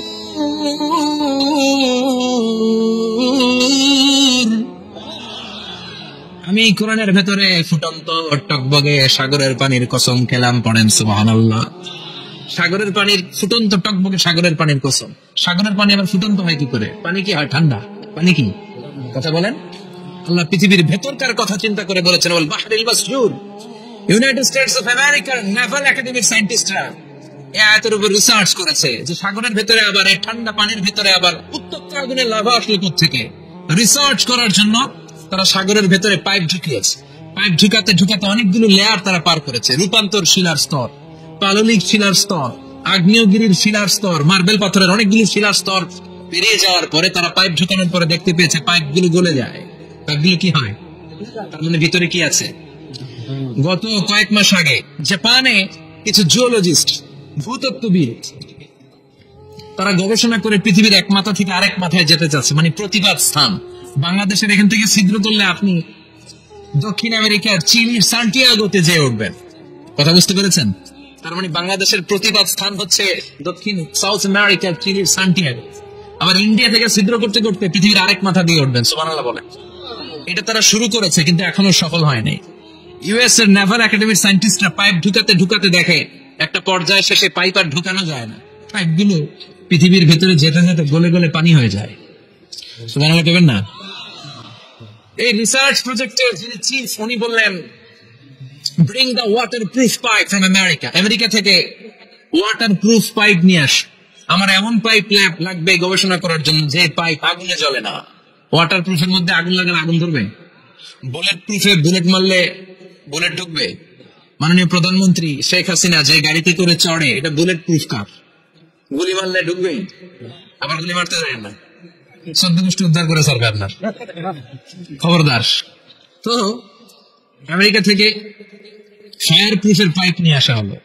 নেভাল একাডেমির চিফ সায়েন্টিস্ট পাইপ ঢুকাতে আরম্ভ করলেন। ঢুকাতে ঢুকাতে পৃথিবীতে কিন্তু অনেকগুলো স্তর আছে, যে বালু মাটি, সব কিন্তু বালু মাটি নয়। আপনি খুঁড়তে খুঁড়তে পেয়ে যাবেন পাললিক শিলা, এরপরে রূপান্তরিত শিলা, এরপরে মার্বেল পাথরের শিলা, এরপরে শুরু হবে গরম আগ্নেয়গিরির শিলা। ওই শিলার ভেতরে এমন আগুন আল্লাহ রেখেছে, নেভাল একাডেমির সায়েন্টিস্টরা ফায়ার প্রুফের পাইপ ঢুকাতে ঢুকাতে একটা লেভেল যাওয়ার পরে দেখে যে ফায়ার প্রুফের পাইপও গলে গলে মুহূর্তে পানি হয়ে যায়। তার মানে ভেতরে এমন আগুন আল্লাহ রেখেছে, ওই আগুনের তুলনায় পৃথিবীর আগুনের মতো নয়।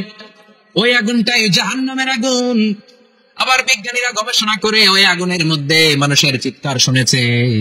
এজন্য হাদিসে এসেছে, আল্লাহর ওলিরা, মুমিন বান্দারা মারা গেলে তাদের রূহগুলো আকাশে চলে যায়, ইল্লিনে চলে যায়।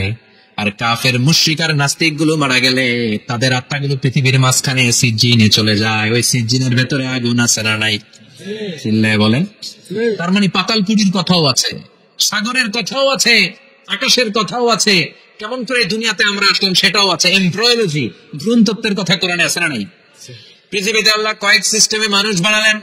সৈয়দনা আদমকে বানালেন, মাও নাই বাবাও নাই। সৈয়দনা আদম আলাইহিস সালামের বাবার নাম কি? মায়ের নাম কি? মাও নাই বাবাও নাই। আবার সৈয়দনা ঈসা আলাইহিস সালামকে আল্লাহ তৈরি করলেন, শুধু মা আছে বাবা নাই।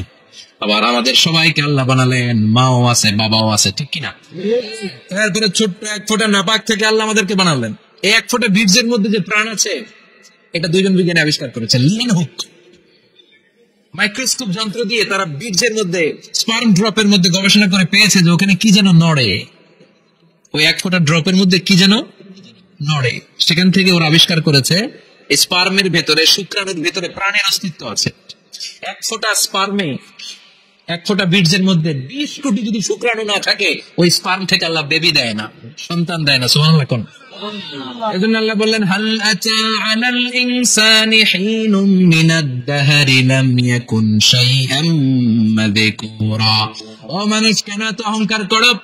নজর করে তোমার জীবনের শুরুটার দিকে একটু তাকাও। কি ছিলা তুমি? এক ফোঁটা নাপাক পানি, একটা স্পার্ম ড্রপ থেকে এসেছো। ইয়াখরুজু মিন বাইনি সুলবি ওয়াত তারাইব, বাবার পৃষ্ঠদেশ থেকে মায়ের গর্ভদেশের মধ্যে তোমাকে নিয়ে গেল কে? সেখান থেকে ফি যুলুমাতিন সালাস, 3টা প্যাকেট দিয়ে মায়ের পেটের মধ্যে তোমাকে প্রিজার্ভ করলো কে? আল্লাহ প্রত্যেকটা স্টেজ কোরআনে বলে দিয়েছেন। ফি যুলুমাতিন সালাস, 3টা অন্ধকার প্যাকেজটা আল্লাহ আমাদেরকে প্রিজার্ভ করেছেন। মায়ের ফুলের একটা প্যাকেট, মায়ের জরায়ুর একটা প্যাকেট, আবার মায়ের পেটের একটা প্যাকেট। ওই প্যাকেটের ভিতরে পৃথিবীর কোন কবিরাজের কবিরাজি কাজে লাগছে? ডাক্তারের ডাক্তারি কোন কবিরাজ করে খাওয়াইছে?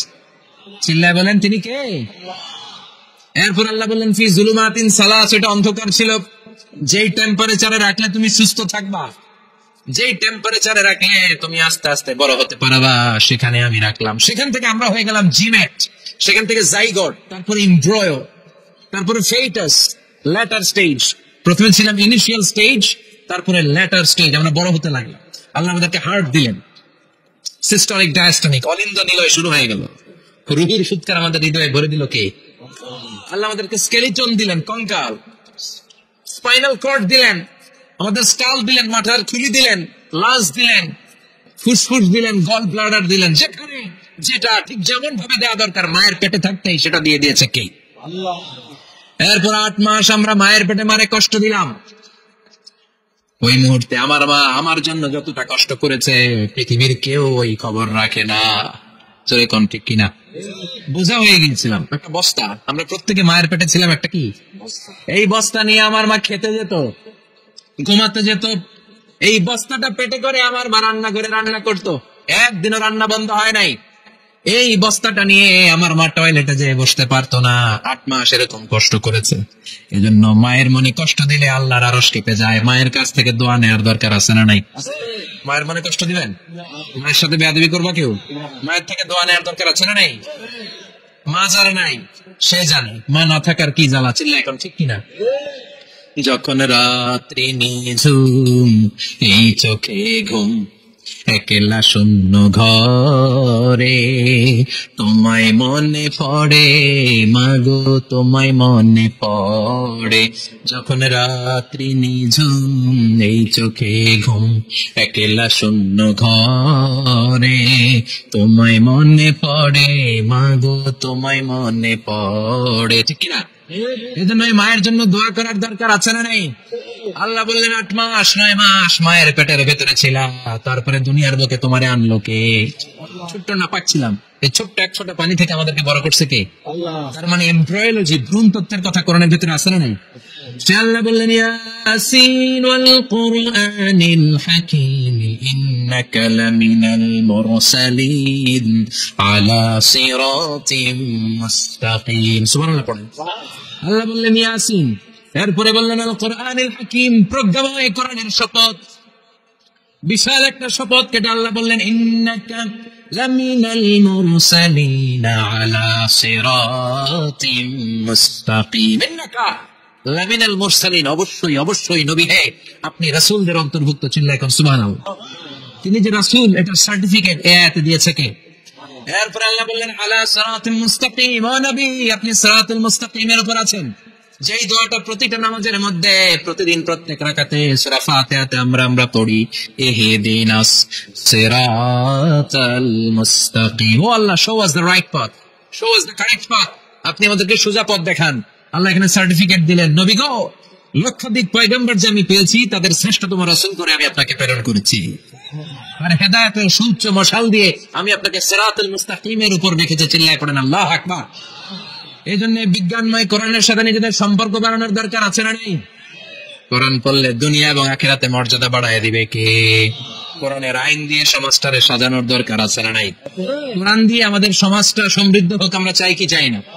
কোরআন দিয়ে আমার সংসদ ভবন চলুক, আমার 300 জন মেম্বার অব দ্য পার্লামেন্ট কোরআনের আয়াত দিয়ে সংসদে কথা বলুক আমরা চাই কি চাই না? আমাদের মিলিটারি গুলো কোরআনের আওতায় ছিল, আমাদের দেশটা কোরআন দিয়ে চলুক, আমার লাল সবুজের পতাকা সংসদ ভবনের এক পাশে আর কালিমার লা ইলাহা ইল্লাল্লাহর পতাকা আরেক পাশে পতপত করে উঠবে আমরা চাই কি চাই না? সেজন্য কোরআনের সাথে আমাদের সম্পর্ক বাড়াতে হবে, নিজে কোরআন পড়তে হবে, কোরআন বুঝতে হবে, কোরআনের উপর আমল করতে হবে। রাজি আছেন তো? এটাই হচ্ছে সূরা ইয়াসিনের শিক্ষা। আল্লাহ আমাদের সবাইকে কথাগুলো বুঝার ও আমল করার তৌফিক দান করুক। আমরা পড়ি আমিন। আমিন। যতগুলো কথা বললাম কোরআন থেকে আলোকিত করার জন্য আল্লাহ তাআলা যে মেসেজগুলো আমাদেরকে কোরআনের ভেতরে দিয়েছে, এই মেসেজ থেকে আমরা যেন নিজেদেরকে সমাজকে আলোকিত করতে পারি, আল্লাহ তুমি তৌফিক দাও। আর যেন করেন আমিন। সুবহানাকাল্লাহুম্মা বিহামদিকা আশহাদু আল্লা ইলাহা ইল্লা আনতা আস্তাগফিরুকা ওয়া আতুবু ইলাইক।